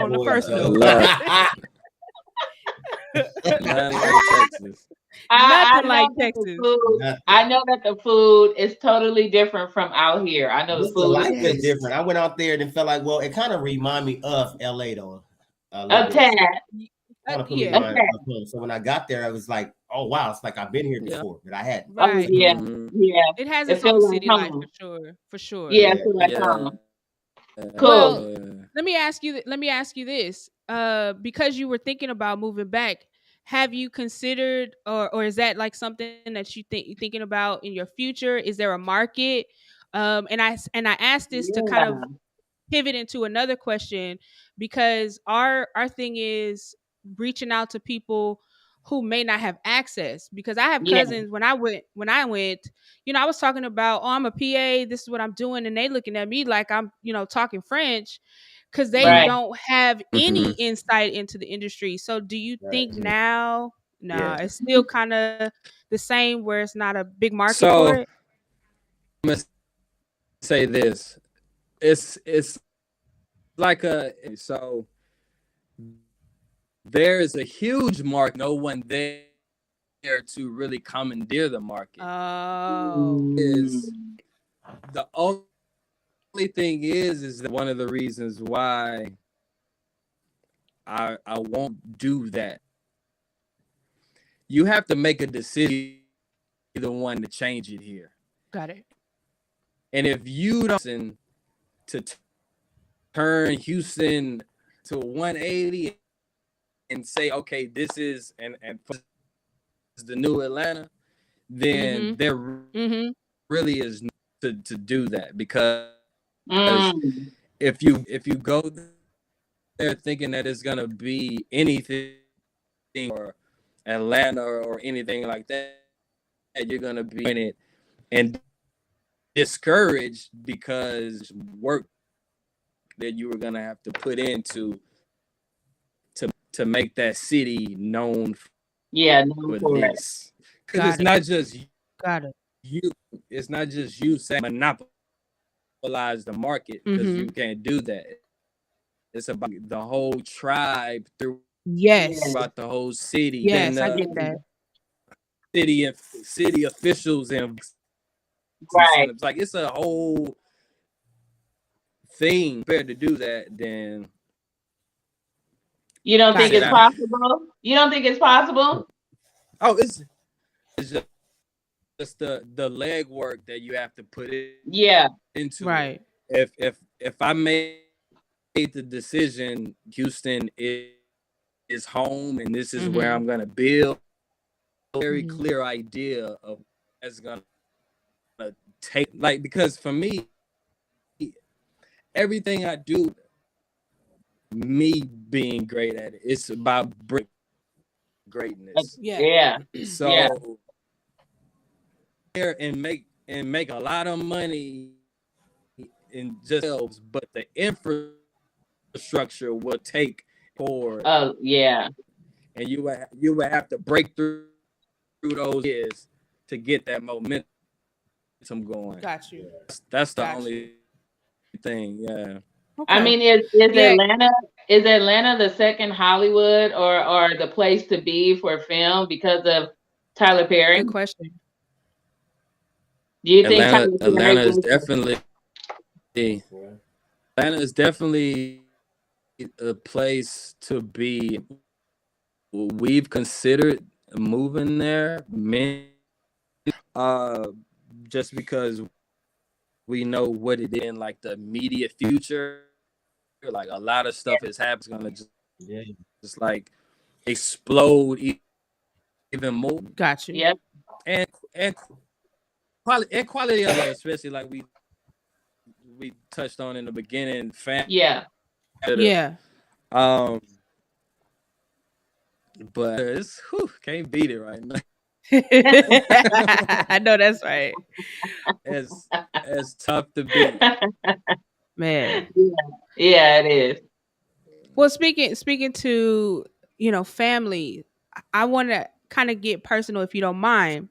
What was it like, moving from career minded, because it seemed like you were in a relationship early, like pretty early after moving here, but you just became a husband, you just became a dad. How was that in kind of following that and following your career? Because those two things are not mutually exclusive, but they're not completely separate. You kind of have to manage both of them. How has that been for you over these last 7 years? Actually, in the beginning of our relationship, because I'm very especially when I'm like mode, we could rest later, and that could be a lot of the times, and it's something that I think relationships have to be honest about and acknowledge. Also, when you are in a relationship who is in the space like that I'm in, creative, you also have to understand there will be a lot of sacrifices. Made. Right. It won't always be date nights. There won't always sit on the couch and watch a movie. And hard for me because of what I was used to. I'm used to coming home. I'm in the studio, either making music, So to now being a husband, I tell anybody. I was actually talking to a good friend about having kids, and he's like, how does that looking to do now? Right. And I'm like, bro, there's gonna be an opportunity cost that you can't avoid. Like, no matter what relationship, wow. whether you are there's an opportunity cost there because you can't maneuver, you can't take those same risks. Right. You can't put it, so that's just something that you have to really do your best to find someone who understands that. Yeah. And acknowledge it to where you're not just saying, you know what I'm saying? Like, yeah. That I also chose to have a family, so I have to respect. So just it's a constant. It's ebb and flow. Got it. But that's the way to explain it. Yeah. That's good. Absolutely. Working through it, because a lot of people can't. A lot of people can't manage, that day-to-day life with their family and then being a creative. Sometimes the creativeness gets in the way of, family life. Yeah. So it's good that you're working through it. And I heard you had 2 girls. Whoa. Yeah. 2 girls. 2 and 4. 2 beautiful babies. So we named this episode Girl Dads, the Girl Dads after for you. Yeah, Girl Dads Who Rock. Yeah. I appreciate Girl Dads Who Rock. So so kudos to you for being that's a lot of work. And he's a dad too. That's a lot of work. Girls, I'll take boys anytime. I'm happy that I got sons, because I've been to kill the world messing with my girls. So I commend you. The work is on the way, sir. Yeah. Oh yeah. Man, it's funny. We flirted with that to see if the boy would come. And then it's like, man, we're gonna mess around. Right. We out here, man, playing with fire. Right. boys can't be stubborn, and girls can't be vindictive. So you might just end up with a whole tribe. Yeah, man. And it's fun. Was born, we was like, because what'd you say? She's older. She's so like she's like my twin. When she's trying to get over, because I'm like, I know what you're doing. Oh, okay. Wait, but it's crazy because the first 8 months that my ex was pregnant, they told us we were having a girl because my son had his legs open for legs closed for 8 whole months. We had girl names. We was buying girl clothes, and next thing you know, when was born, we was like, oh wow. That's yeah. Oh yeah. Oh wow. we was giving away that's yellow and pink clothes. Now came home in a pink and white outfit. That's so funny. Oh, that's crazy. Oh, he said, "I'm fancy. I'm sitting with my legs crossed." Yeah, right. He slept with his legs closed for 8 months. Every time we would go to the doctor, his legs would be closed. So they thought we were having a That's girl. crazy. That's amazing. Oh my gosh. That's crazy.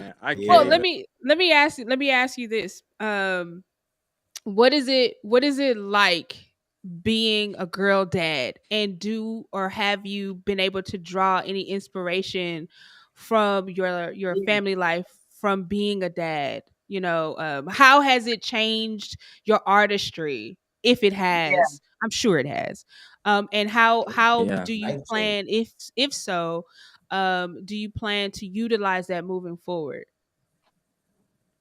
Yeah, that's a great question. I mean, found out Viv was pregnant with Shiloh was changed. Like as soon as you are now responsible for another, then for me at least, that all of my decisions because I'm no longer just saying it doesn't work. Right. I'm going to be okay. This doesn't work. They still have to be okay. Correct. Yeah. With that,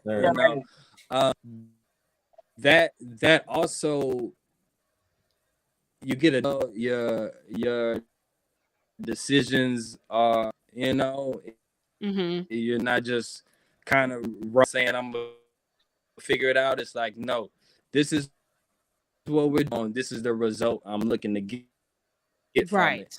And and then even and with the art, I know changed because I don't even say, in the song. A moment when I thought I was gonna just like not curse at it last long, but I know that's right.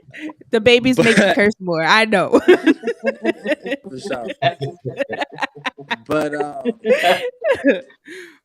if you do a compare from my music in like 2014 last week, it's not even near. Nice. Got it. I don't make it for them, but I definitely make to where it's their future husband to be able to listen to me and say, oh, I want to be. That's nice. Got it. I like thinking like that. Like that's so far ahead because I know your girls are young, so just to be thinking about them getting married and their husbands listening back to you. I mean, that says a lot in how far ahead you're thinking. So I mean, that's tight. That's good. That's amazing. That's like on a whole nother level. And then even like the pilot that I mentioned I have for this TV series we're getting ready to pick 2 was something that I wrote before I even had it, but I shelved it because of being a little too close to home. Because of babies and death and stuff. When we had our first child, I would put this out. So that it could also there's kind of like a feel over with the art imitates life theory when it comes to having a family. Yeah. Got you. I like that. Okay. Well, I'm going to ask one more question, and then I want to ask my co-host, do they have any other questions? And then I'll ask my final question, and then we can move on to our game. Do either of you have a question for Jazz? No, I got a comment. Just go ahead and shoot for that boy. Just one boy. He's trying to get you in trouble. Don't listen to him. Vivian, we're not involved. Bro, you gotta shoot me the secret. You gotta shoot me the secret. You gotta give him the secret, but I gotta okay. Switch it up. I keep expecting a different result. That was a good one. That's good. No, I like it. I like it like that. Brittany, if you have another question, you can go ahead. But I'm excited for him to play this game. Yeah, that's what absolutely. So to wrap it up, in terms of where you are in your career, because I'll ask you a little more at the end, but I just want to ask you now where you are in your career and where you hope to be. What are some things that you believe someone else could utilize being who you are now as an inspiration to kind of move themselves along, because like I said, meeting you and the crew and seeing just how, like you said, having that tunnel vision and being focused and really executing. You guys were executing so proficiently. I didn't know y'all were just, getting to LA. That's why I say, as long as I've known you, at the same time, as short of a time you've been here, it feels like so much longer, because you guys were all so exquisite at what you were doing. And I think there's a benefit from kind of your wisdom and your expertise in that field. Well, be fearless, like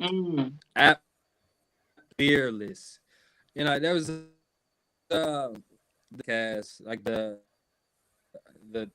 topic is gonna, whose voice are you hearing when you have your idea? Because a lot of times we have ideas down based on an outside voice, and we're like, that person not gonna like it, or this person's gonna say this about that. And I think on social media, like, no, be boundless with, and don't be afraid to try things, because it's in the explain what you truly love and if you're afraid to take those steps and hold yourself back, and then the other part I would say is, like a lot of the reasons why the shoots that I'm a part of, or shooting or producing or whatever, we move smoothly because there's no pressure to be perfect. We understand, of course, that we're here but we don't have to be such sticklers of have the room to be free and flow and make the mistakes. That's like when script or something, that's a foundation. Yes. Feel inclined to say something or whatever's true to you, then that's what I'm just here to guide and navigate how to actually so have two things that I'm a fantastic. I like that. I love that. You definitely feel that way when people are in your presence, i.e. me was in your presence. I feel that I there's a way that you operate that I respect so much, because it was never a moment where I felt like as you said, if I did something wrong, or if I wasn't, maybe where I was supposed to be, or I never felt like I was going to get in trouble, but there was an air of, I know what I'm doing and this is what I need from you. And I could acclimate to that without fear of there being a repercussion. And I think that goes to what you were saying about building that foundation that maybe needs to be garnered and needs to be grown in Houston. People need to feel that they can have the room to grow. And I respect you and I love you for being around and me kind of like falling in line with you all to be able to, make my way onto big sets, because you guys were literally the first set I was on with. And it kind of set a foundation. So that's why I wanted people to hear directly from you. Be fearless, ask questions, poke your nose and stuff when you need to. So it's like it's curiosity. Curiosity is literally everything from the lap to the lights that we use is fueled by. So if we kill the curiosity, we really our creativity. And I'll say this thing,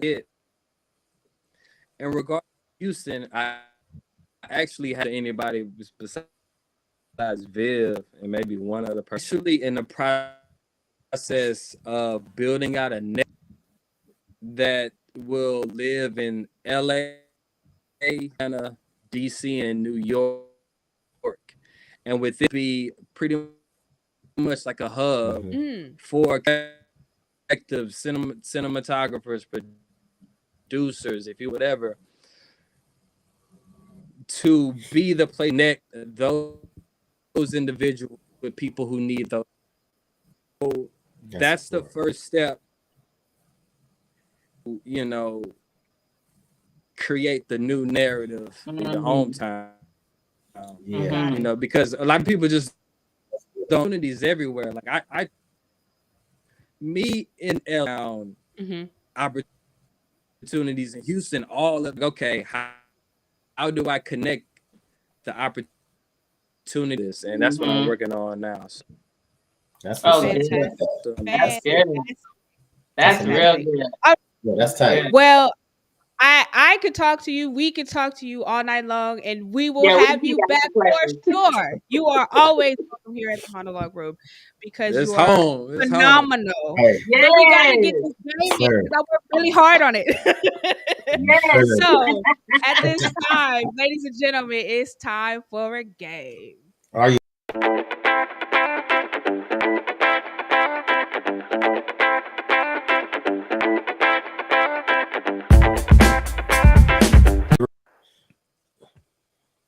All right. So, Jazz, are you ready to play Movie Blitz? Yes. Yes, you've never seen this, audience folks out there. You've never seen this game. This is a brand new game we are trying out for size tonight. It is called Movie Blitz. You're the first recipient. It is where we give our guests a little sample of a clip, about 10 to 20 seconds. Jazz, you will get 2 opportunities to view this clip if you need it. Once from me. Oh no. Can you hear us now? Go. Can you hear us? No. Can you hear us? You can't? I don't think you can hear us. Oh, no. Go out and come back in. Yeah, go out and come back in. Okay, so while we do that, we're going to set the rules, right? Okay, so these are for the people that are watching. Here are the rules. So, you got 10 to 20 seconds of a clip. It's going to be a random movie. You won't know it, or maybe you will. You'll get 2 opportunities to view. First one is on me. The second one is as requested. And this is what I need from you for points. If you have the name of the movie or the name of the actor that is being presented in the clip. Now, I will be giving out bonus points for if you can give me at least the release date for the movie. If you can maybe give me a fun fact about the movie, you will be fact checked. Or I will give you special bonus points if the character, or excuse me, if the actor works out of a stage name and you can give me their real name, you'll also get extra bonus points. So look, so if they get points, I mean, we might as well add it up and make it a whole sweater. But I don't have. We'll see. Well, that's from Boss Lady. Hey, that's from Miss Boss Lady. I'm gonna let you. I'm gonna let you regulate that. All right, let's bring Jazz back in. See if we can hear him. I gotta get my snacks for the movie. Can you hear us, Jazz? Can you hear us? Oh, he still can't hear. What happened? You need to do it from his phone. You need to do it from your phone. You got your phone? Yeah, do it from your phone. He gonna have to go out and then come back in from his phone. Oh, God.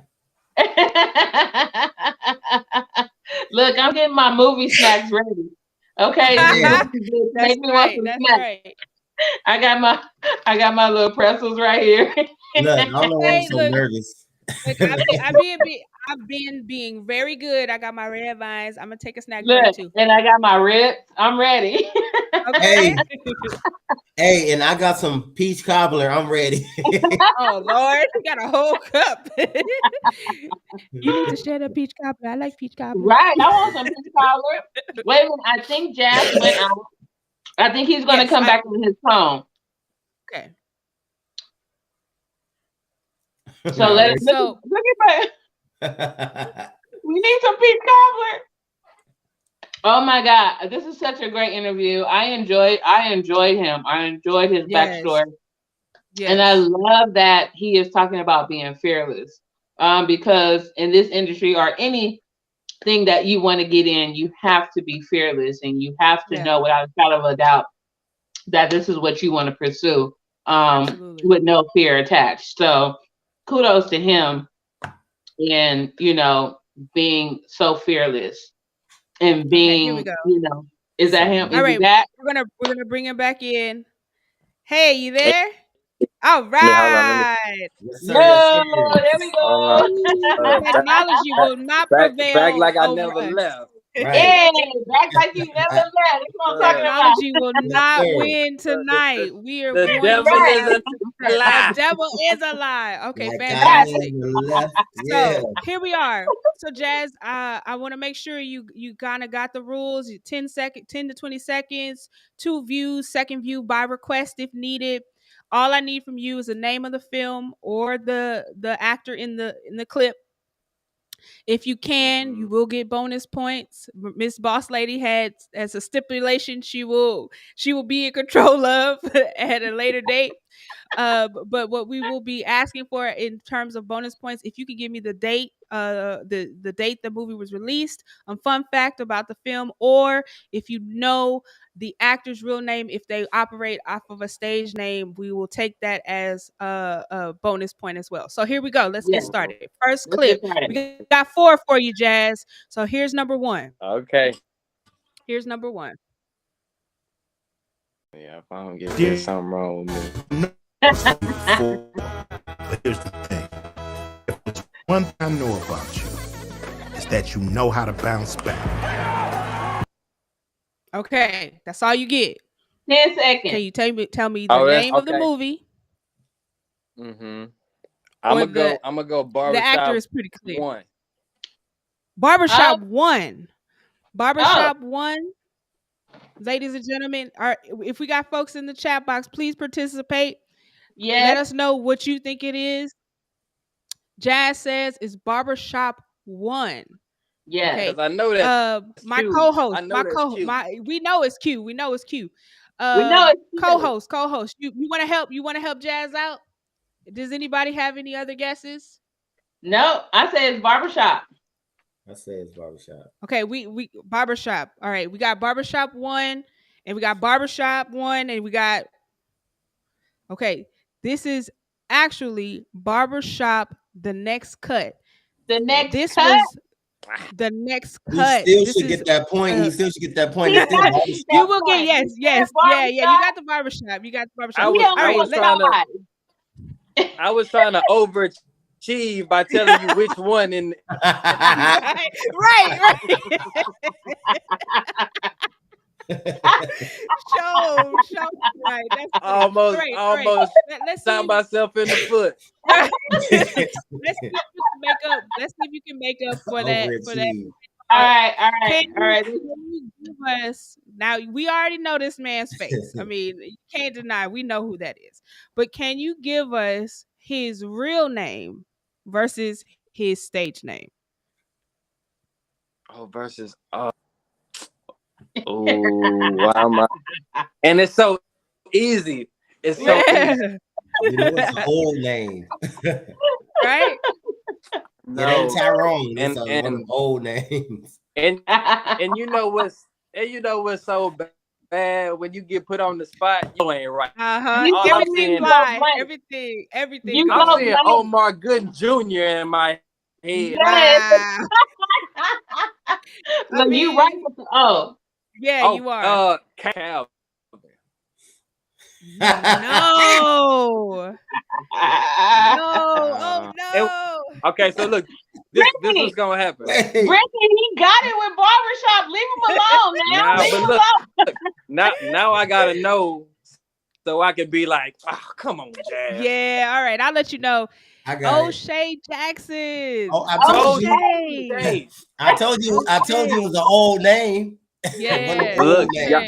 Look, y'all really about to say my oldest brother's name is O'Shea. Oh my God. That's why I knew it was gonna be bad, because I was like, I know his name. Oh my goodness. All right. O'Shea. We gotta give you some room to make up for this first one. All right, here's the next one. Dear Chicago, I know I was hard on you. Barbershop, the next cut. All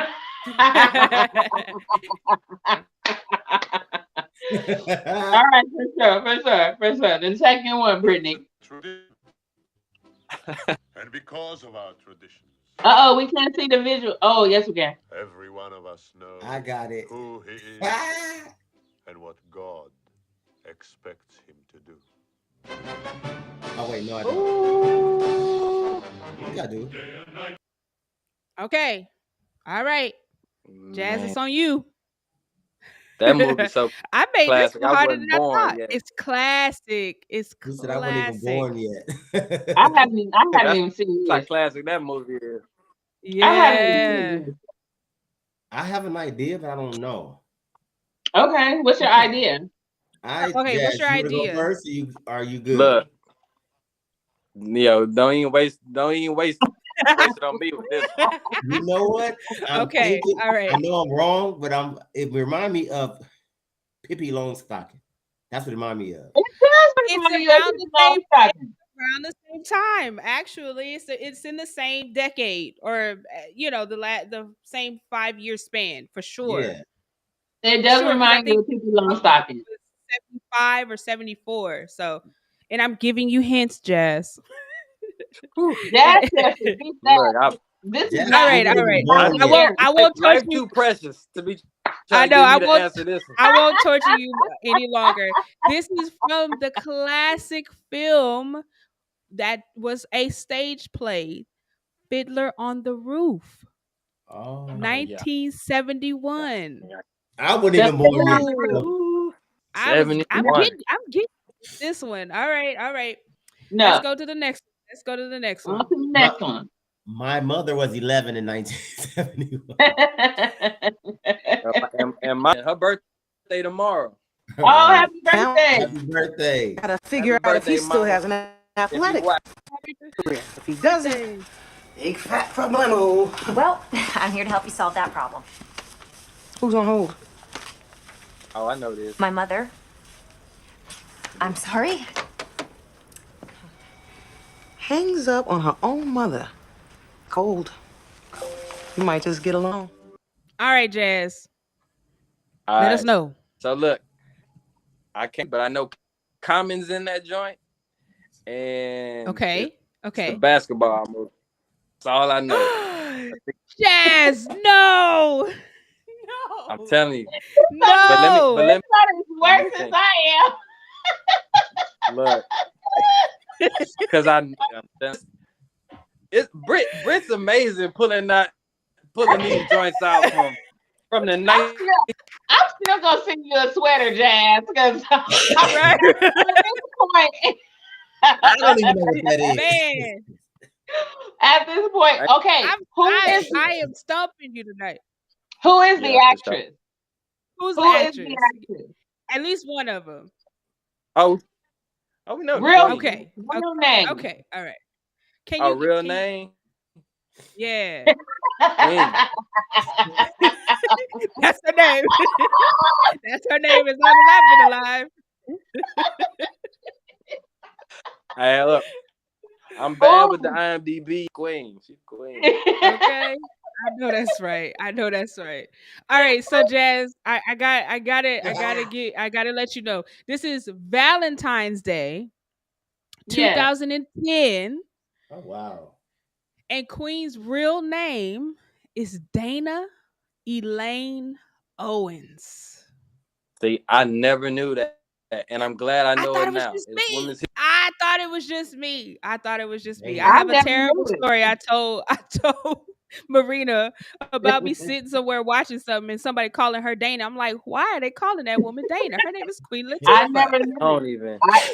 don't even see Dana. You can say I don't tell me either. her name Dana for the next 10 years. See a Dana. Right. That's I see Keisha. Right. Anything but Dana. Dana is too soft. Like she queen. Like you can't.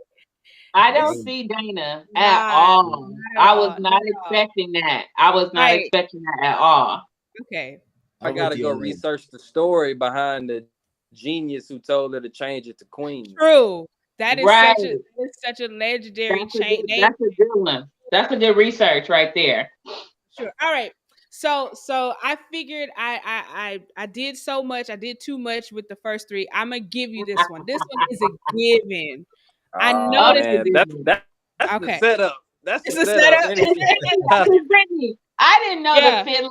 I didn't know none of. Okay, anyway, let's go ahead play this clip. Okay. All right, here we go. Okay.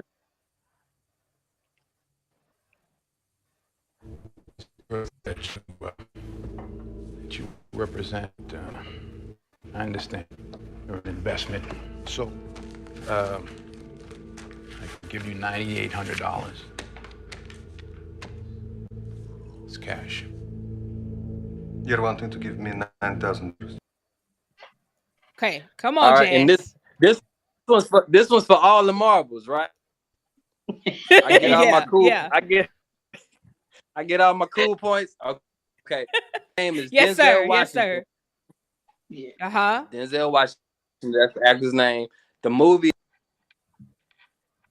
and it came out in 2003. What's the name of the movie? Okay. Did he give us the name of the movie? Yeah, he gave us the name. Did I give the wrong movie?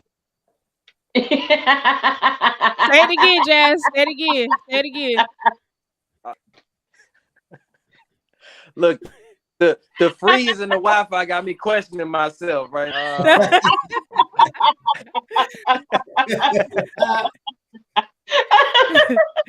Don't change your answer. Say it again, Jazz. All right, nah, I gotta change it. Oh Lord. Now I feel it's the one where a girl got kidnapped. Okay. All right. But I'm gonna say Equalizer. That's what I'm gonna do. Okay. There it is.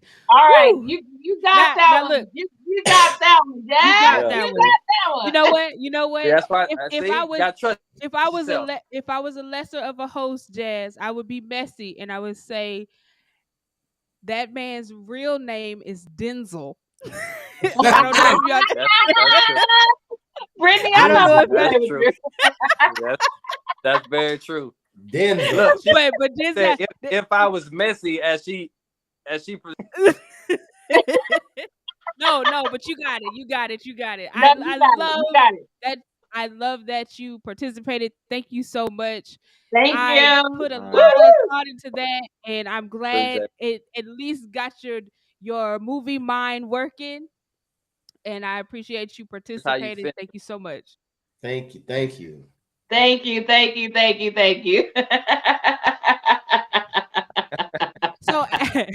So at this time, Jazz, I want to give you the floor and let us know what are you working on, what you got going on at the moment. Is there anything we could be looking for from you right now or looking out for in the future?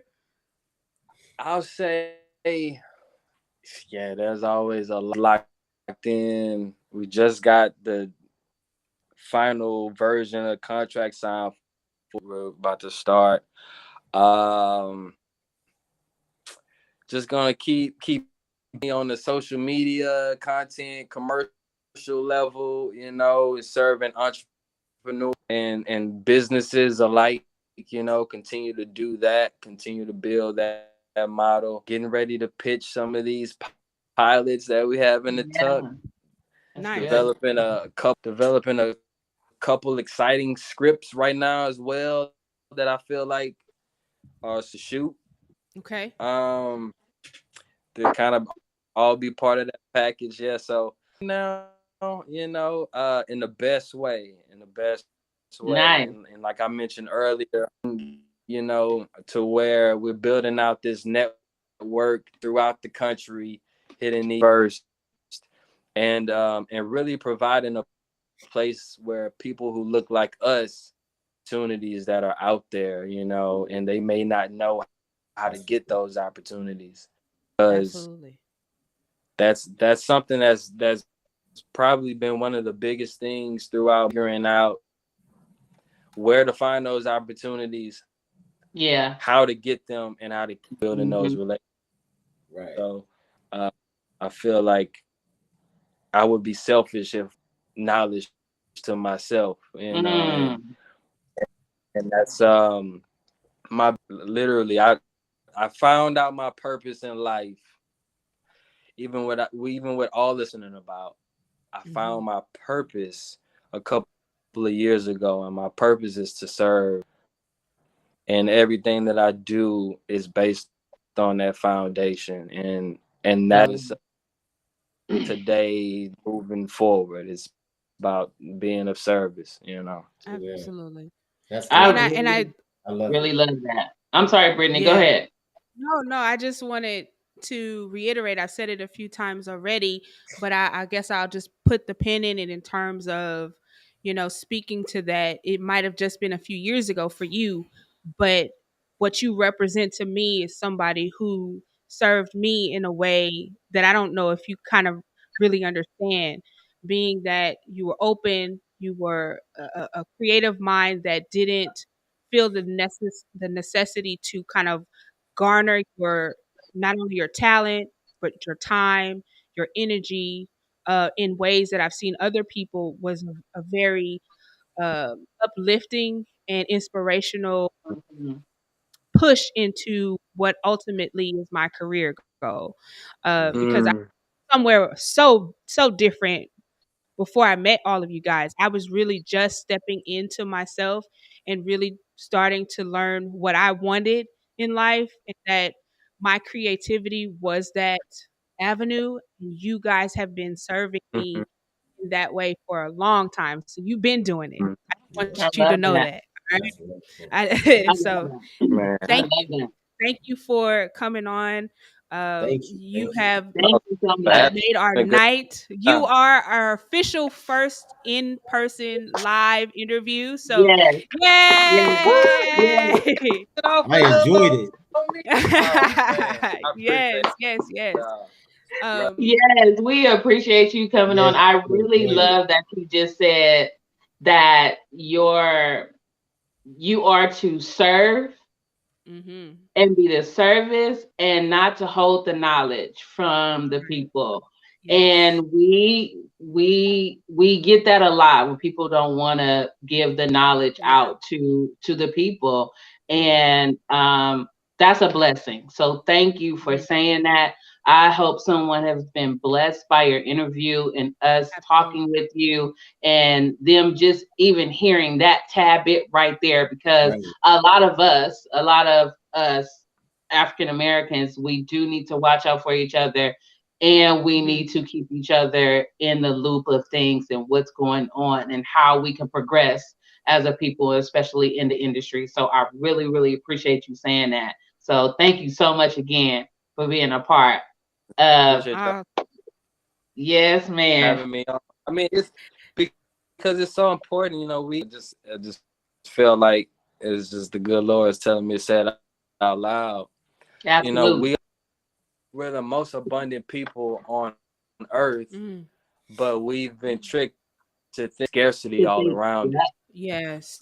And that's why we withhold. That's why we don't share, because we feel like Mm-hmm. this is all we have, and Yeah, if I give that's this true. up, I won't be able to have it. That person that I just helped is actually taking food off of my table, but Right. have $1 trillion consumption attached to our soul. There's abundance there, and we Yeah, have to Yes. believe in ourselves and believe in our.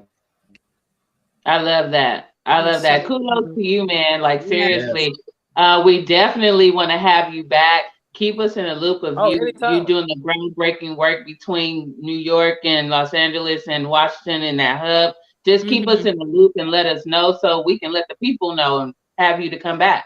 Yes, for sure, and definitely. And I'll even say, if y'all have any of cities, including LA, you know, and including yourselves, like feel email information what you're interested in getting into, because there are always things, and I'll always start inside and then go out. Yeah, I like that. You know, absolutely. I like that. I just want to know where I can get one of those hoodies at, though. That's what I mean, I think you one. No, we're gonna swap sweaters. So you send us sweater, we gonna send you sweater too. You are official. You are official part of the TMR LA family. So yes. Welcome, look, welcome, I welcome. appreciate the colors. I got the black and I got the white. So just let me know what color. Whatever you got, just send it. We'll take it. I need that black one, Doc. I got you. All right, Jazz. Thank you so much, Jazz. We're gonna Jazz. let you get on. Let the people know where they can follow you on social media really quickly. If there's any others besides the Jazzville. Instagram. Also, we have Will the World on Instagram. That's the company. Or over there as well. On YouTube is Will the World Network. That's where you can catch more of the music videos and other programming, you know, that we're building out. Yeah. Jazz Will.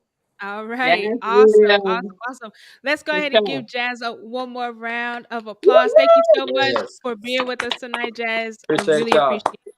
That was a good time. Absolutely. I'm happy you had a great time. Don't listen to him, Jazz. He said you up. I'm telling you. Look, I'm gonna give him a hoodie for the. That's the least I can do. Right. I'll take it. All righty. And with that, Jazz, we want to say good night to you. Good night. We're going to jump into our closing remarks. Have a great evening. All right. Thanks for being here. Thank you. All right, y'all. That was so good. That was the homie now. I like him. He's the homie. Yes, for that sure. was so good. Yes, I love that statement that he made. I know. That he is to serve the people and to not hold the knowledge. And I think we all can walk away with that, regardless of what knowledge it is. Let's not hold it back from one another. Let's keep each other in the loop of things, and let's keep each other on our toes and getting each other in where getting us into doors where, you know, other people probably wouldn't let us into. So I really have enjoyed. I've been enjoying this season. Not that I didn't enjoy the first season, but this season right here is really doing touching my heart. I mean, you know what? It's so funny that I'm just gonna say this tidbit because it's time for us to say goodbye. But I'm gonna say this tidbit. I know that, you know, we used to have our live show, right? We would have actors to come out and perform in front of a live audience or what have you. But during the pandemic, we had to keep our faces alive, right? We had to keep ourselves alive. We had to keep the brand alive. And so we decided to do a vlog podcast, or however you want to call it, podcasting, vlogcasting, however you want to call it. And since we've been doing this, I've been tremendously blessed by our guests. And I know we talk about Hollywood and industry news and stuff like that and actors and all of that, but we always talk about how good God is and how he has opened up doors. So do not forget our foundation, because we are definitely grounded and rooted in what God has done for us. And what God is doing for us. So when you come here, you're going to learn about the industry, but you're going to also hear about how God has been so good to us, right? I just like the way you guys are connected with the guests, though. You guys know who to pick and when to pick them, and you guys just don't just throw anybody on to your platform. So that's good. So I'm grateful to that. I really enjoyed him. I'm on my hoodie. I'm serious. I know that's right. I want my hoodie.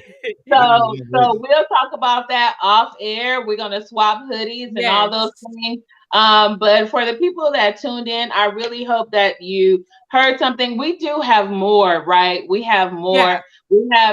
Let me give this casting out really quickly. Yes, let's do this. So moving into our closing remarks, we're going to just give you all a little insight into a couple of gigs, a couple of jobs coming up. So go ahead, Marina. The Casting Networks has... Yes. So I'm telling you guys, going back to the casting, if we can go back to the Casting Network so people can get the name of it. If people are out there watching and you want to get into the industry, or if you're looking for a side gig, or you want to learn about going on auditions and things of that nature, I want you to sign up for a Casting Network, or LA Casting, but they call it the Casting Network now. There is one casting that I pulled for today, which is a new game show network. Actually, the Background Talent Services is the actual casting company that will be hosting this casting call. It is the Background Talent Services. You can also probably sign up with them. I'm not for sure how much their membership is, but also the Casting Network is where I get all of my castings from. I'm telling you to sign up for this. You will receive castings on a daily. You can submit yourself. So make sure you go out and get good headshots and submit yourself to all the gigs that you can possibly submit yourself to if you're looking to get into the industry. This is a game show. It's a 5-day commitment, Monday through Friday, starting March 13th through the 17th. And they require any gender, any appearance. Pay rate is $128.32, and that's for 8 hours. Must be vaccinated and boosted. So you must have vaccination. You have to show your card or however that goes. And then you also have to be boosted for this project. So this is coming up March 13th. I believe that's on Monday, right? Yeah. So I would suggest, if you are very, very interested to be a part of this game show, I would suggest that you go find it on Casting Network, or you check out Background Talent Services. And this is a new game show network. And I believe that's it for the casting. I think that's it. That is for everybody. It doesn't even have an age range. It says all gender, all appearances. So okay, fantastic. Okay. Yes, go ahead. I think you have a film festival, right? Oh, no. And we have an event that you can go to. This is going to be, this is a play that's going to be held at White Fire. So I want you to go ahead and look up whitefire.stagey, which is STAGEY.net. If you're looking for an event to go to, this is called A Mile in My Shoes by Catherine Taylor Smith. It's going to be directed by Zadia Ife, if I'm saying that properly. Zadia Ife is the director. This is a day in the life of Esther living on Skid Row, who meets a few people along the way. A Mile in My Shoes is a poetic dramedy. It's mixed of poetry, drama, and comedy, and it's a consciousness raising of theater performances. So I think this is going to be great. I'm looking forward to going to see this. It starts on the 19th from 7 to 8:30. It's 90 minutes long, and the tickets are $25. And again, it's at White Fire Theaters. And that's, I believe, in Ventura. And that is Catherine Smith. Her name is Catherine Taylor Smith. She is the creator of this show, of this piece. So I'm excited to go see her. I'm excited to go see it. Yeah, I'm excited. All right. Well, my turn. So, yeah. we got you. We got you castings. We got you Yes. plays. Now we got to get you festivals, film Yes. festivals. That is. All right. So here we are. Coming up, we have Filmapalooza. This is a 48-hour film project's annual international film festival, and it's coming right back here to Los Angeles. It's hundreds of 48-hour filmmakers will be in attendance for this 4-day event. This is a 4-day Yes, event, it's a guys. event. Yeah. So it starts next Wednesday and it ends next Saturday. So you more than likely still have time to buy tickets. If you go to 48-hour Film Pro Z and then zuhubackstage.com, that's where you can get your tickets. Now here's a little information on them. It's if you join, you'll be joining a 48 hours for around the world to celebrate films, watch the films, learn from Hollywood experts and execs, and share your story with other 48-hour filmmakers. All right, so basically, these are a collection of filmmakers who shot a short film between 5 to 15 minutes in only 48 hours, and 48 there's hours. over 138 plus, Yeah. 135 plus short films that will be screening over the That's nice. 4-day event. So that's That's amazing. nice. It's going to be taking place at the Regal at LA Live. So this is Los Angeles City Center. It's very very well known space. You don't have to go to some scary spot in, I don't know. I don't want to name a city, be rude, but this is right What here. date is this? What date is this? This is starting March 15th at 2 p.m. Nice. and it's ending on March 18th at 10:45 p.m. So they're going to clearly have a jam-packed week of event screenings and opportunities to network and meet people and see great films. There's going to be pitch panels. You're going to learn how to plot movies. I mean, it's a whole bunch of different things. So here's a full-on list for the workshops, right? So Saturday morning at 9 a.m. They're making After Effects easy, working actors a path to the script or the path to the stage. 10 a.m. a guide to budgeting. Everybody needs to know how to budget. All right, this is important. Yeah. Indie features, a road to success, taking your film to festivals and beyond. And then at 11, they have a pitch panel where you'll learn how to pitch and then watch as filmmakers pitch to others and get critiqued right there on the spot. That's nice. Plot, That's nice. more than just beginning, middle, and end. And then demystifying the casting process. That's for you. Yes. That's all you right there. All right. So Yes. Filmapalooza, check them out. Once again, it's 48-hour film project or proj.zuhubackstage.com. All right. Is this free? This event, as far as I know, there are ticket sales. I believe the first ticket that I saw was about $75, but they also sell passes for all 4 days. So you can buy a individual day pass or you can do the full week pass. The 4-day pass. Right.